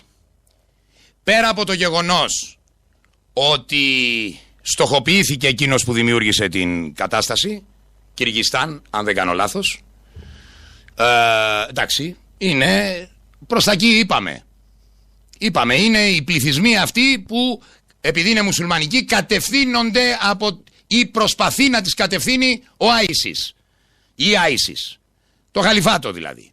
Θα παιχτεί ένα τέτοιο παιχνίδι, αλλά προσέξτε, οι υπηρεσίες ασφαλείας της Ρωσίας πέραν αυτού δεν ανακοίνωσαν τίποτα. Και όταν ρωτήθηκε η εκπρόσωπος του Υπουργείου Εσωτερικών, είπε δεν θα σας ανακοινώσω τίποτα. Η έρευνα συνεχίζεται. Και βεβαίως αντιλαμβάνεστε ότι μετά από κάποιο χρονικό διάστημα θα έχουμε ζώσες ειδήσεις για το κύκλωμα και το πώς αναπτύσσεται ή επιχειρεί να αναπτυχθεί η Ισλαμοτρομοκρατία στα νότα των Ρώσων και του Βλαδίμιρου Πούτιν, προκειμένου οι παγκοσμιοποιητές να δουλέψουν από τη μία με τον απερίγραπτο Τραμπ, ο οποίος δεν ξέρει τι κάνει, έρχονται και οι Άγιες Μέρες, πως λέμε Ουγαρίδας ή τυπιούσι, δεν ξέρει τι κάνει, και από την άλλη μεριά να δούμε και τους Ισλαμοτρομοκράτες να επιχειρούν να αποσταθεροποιήσουν την κατάσταση στη Ρωσία, πράγμα το οποίο εγώ μια πρόβλεψη σας κάνω, γράψτε την, δεν πρόκειται να το πετύχουν βέβαια, έτσι, κατά καμία έννοια. Κατά καμία έννοια, και σημειώστε το. Σε λίγο καιρό θα υπάρχει ονομαστική κατάσταση των προσώπων που συμμετέχουν σε αυτό το παιχνίδι. Ονομαστική κατάσταση. Το λέω γιατί ξέρω από διαίσθηση πολιτική το πώς κινούνται οι μυστικές υπηρεσίες στη Ρωσία. Ονομαστική κατάσταση. Το ποιοι ήτανε, που ήτανε, τι προσπαθήσαν να κάνουν, που πήγαν να βάλουν βόμβα, γιατί δεν τη βάλαν, όλα. Απλώς δεν ανακοινώνονται. Και πολύ σωστά επίσης το Σουηδικό Υπουργείο Εξωτερικών κρατάει, πέρα από το γεγονός ότι ο τρομοκράτης είναι Ουσμπέκος, κρατάει χαμηλή πληροφόρηση στην κοινωνία, διότι ψάχνει παραπέρα τα χτυπήματα. Οι Σουηδοί δεν θα απεμπολίσουν το κράτος που δημιούργησαν με τόση ευκολία. Όσοι το νομίζουν αυτό είναι αφελείς. Οι κοινωνίες αυτές έχουν διαπαιδαγωγηθεί σε μία λογική που πολλοί εδώ στον Ενεκιστάν, εδώ ήταν και θειασότες. Θυμάστε, ο Γιώργο Παπαντρέου έλεγε να γίνουμε Δανία, να γίνουμε Σουηδία, έτσι αυτά έλεγε. Αλλά οι κοινωνίες αυτές λοιπόν δεν θα απεμπολίσουν εύκολα τα κεκτημένα τα οποία υπήρξαν σε ένα μεγάλο μήκος ως κεκτημένα υπόδειγμα σε ολόκληρο τον δυτικό κόσμο, και σε σχέση με το κοινωνικό κράτος και με το κράτος πρόνοιας και με το κράτος περίθαλψης και όσον αφορά τις αμοιβές, τον τρόπο με τον οποίο κινείται η ζωή και η καθημερινότητα στον σκανδιναβικό κόσμο, ένας κόσμος που δεν συμμετείχε σε πολέμους και ένας κόσμος, σημειώστε το, που αρνήθηκε το ευρώ. Αρνήθηκε το ευρώ και ενσυνείδητα, γιατί ήξερε τι θα γίνει. Και τα βλέπουμε τι γίνεται. Λοιπόν, να πω πλησιάζοντας προς το τέλος, μας λένε, μου γράφει 0482, μας λένε για την κρίση, αν το δεις ψύχραιμα, είναι η μεγαλύτερη ευκαιρία της Ελλάδος στην ιστορία της να ανεξαρτοποιηθεί ανέμακτα, αλλά δυστυχώς μας χώνουν πιο βαθιά, χωρίς κρίση η πολιτική. Οι πολιτικοί τι θα διαχειρίζονταν, με ρωτά. Νίκο, πρόκειται για ανθρωποειδή τα οποία λειτουργούν μόνο με ένστικτα, δεν υπάρχει κριτική σκέψη, δεν θα γλιτώσουμε τον όλεθρο, μου γράφει ο Θανασάκης από τις Σέρρες. Θανάση, μου σου απίτησα και για το θέμα το πεντακαναλικό κτλ. Έτσι, αν θέλεις αληθοφάνεια, πάμε σε στέρεο, high-end, υψηλής ακρίβειας. Εκεί μπορείς, παραδείγματος χάρη, να κλείνεις τα μάτια σου και να νομίζεις ότι η αρχίστρα είναι στο κέντρο του δωματίου σου, αλλά να είναι όσο το δυνατόν προσεκτικά κατασκευασμένο. Έτσι. Αυτό προϋποθέτει βέβαια και αρκετά χρήματα. Και σήμερα, όπως στην κατάσταση που βρισκόμαστε, είναι λίγο δύσκολο. Κατά τα άλλα, με το πεντακαναλικό μπορείς να το βρεις πολύ εύκολα και μπορείς να έχεις μια ψευδαίσθηση στερεοφωνικού ήχου, που όμως είναι διευρυμένη ψευδαίσθηση. Έτσι, υπάρχουν πάρα πολλές παραμορφώσεις κτλ. Μπας περιπτώσει, να κλείσω, μια και σας έβαλα στην αρχή στην αξιολόγηση, θα ήθελα να σας πω, Γιάννη, μπορείς στο δεύτερο ηχητικό, βάλε μου σε παρακαλώ το πρώτο κομμάτι του δεύτερου ηχητικού. Για να το ακούγεται αυτές τις ώρες που μιλάμε από κάποιες φωνές είναι ότι ενδεχομένως να χρειαζόμαστε άλλο ένα νέο μνημόνιο. Μα αυτό δεν λέγαμε. Αυτό δεν λέγαμε το 10, το 11, ότι η αποτυχία αυτής της πολιτικής είναι ότι γεννάει την ανάγκη για μια νέα συνταγή, ακριβώς ίδια με την προηγούμενη, για ένα νέο μνημόνιο, για μια ανακύκλωση της λιτότητας. Νομίζω λοιπόν ότι βρισκόμαστε ακριβώς σε αυτή τη στιγμή. Δεν το γνωρίζαμε όταν λαμβάναμε την κυβέρνηση. Βεβαίως το γνωρίζαμε. Καταλάβατε. Μη μου πείτε ότι δεν το καταλάβατε. Τώρα τι να το πω εγώ, έβαλα τον κύριο Σκουρλέτη, το είπε αυτός. Είμαστε εντάξει. Είμαστε εντάξει από πλευράς, πώς να το πούμε, ραδιοφωνικής αντικειμενικότητας. Είμαστε απολύτως εντάξει. Το γνωρίζανε, το μνημόνιο, έρχεται κι άλλο. Τώρα βέβαια αυτή η δήλωση παίρνει μια ώρα εκπομπής παραπάνω. Δεν πρόκειται να την κάνω. Θα σας πω μόνο ένα πράγμα. Ότι η δήλωση αυτή, όπως και οι αντίστοιχες δηλώσεις του ιδίου για τη ΔΕΗ και τα λοιπά, είναι η κορυφή αυτού που επάλληλα σας έχω πει, του πολιτικού μεταπρατισμού, δηλαδή της υποτιθέμενης πολιτικής λειτουργίας που εδράζεται στο άλλα σκέφτομαι, άλλα λέω, άλλα κάνω για ένα στόχο, να πάρω την εξουσία, η οποία εξουσία θα ιδιοποιηθεί για μένα, το κόμμα μου, την παρέα μου και πάντως όχι για τις Ελληνίδες και τους Έλληνες. Παρατρίχα να κάνω αυτό που έκανε και ο Κυριάκος, τους Ελληνίδες και τις Έλληνες. Λοιπόν, για τις Ελληνίδες και τους Έλληνες παρατρίχα να το κάνω και εγώ αυτό. Λοιπόν, όχι για την κοινωνία. Όχι για τους Έλληνες, όχι για τις Ελληνίδες, όχι για την προοπτική των Ελλήνων, όχι για αυτά. Αλλά ιδιοποιούμαστε την εξουσία για το κόμμα, την παρέα, εμάς.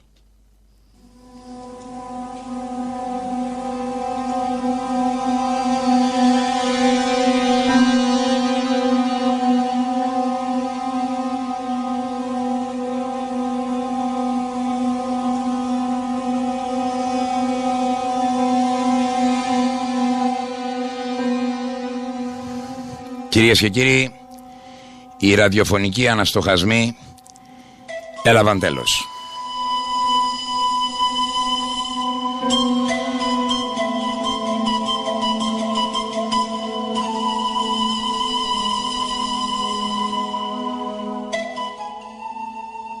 Περνάμε στην εβδομάδα των παθών για τους χριστιανούς και στην παρατεταμένη εδώ και 7,5 χρόνια πολλαπλή και σε παράταση εβδομάδα παθών για τη δύσμηρη χώρα μας.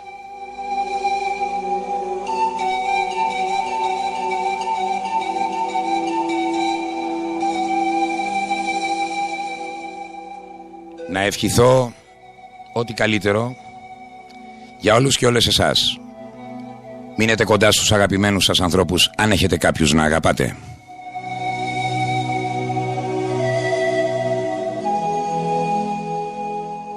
Θέλω να θυμάστε ότι τα καρφιά της σταύρωσης αυτής εδώ της χώρας δεν τα φτιάξαν οι γύφτοι. Όλοι εμείς τα φτιάξαμε.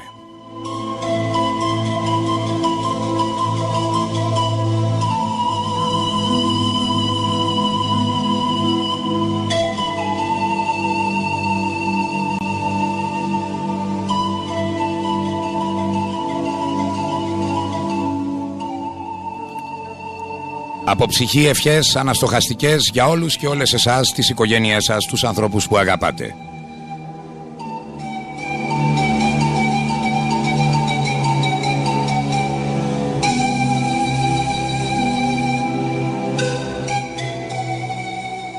Εμείς θα τα ξαναπούμε.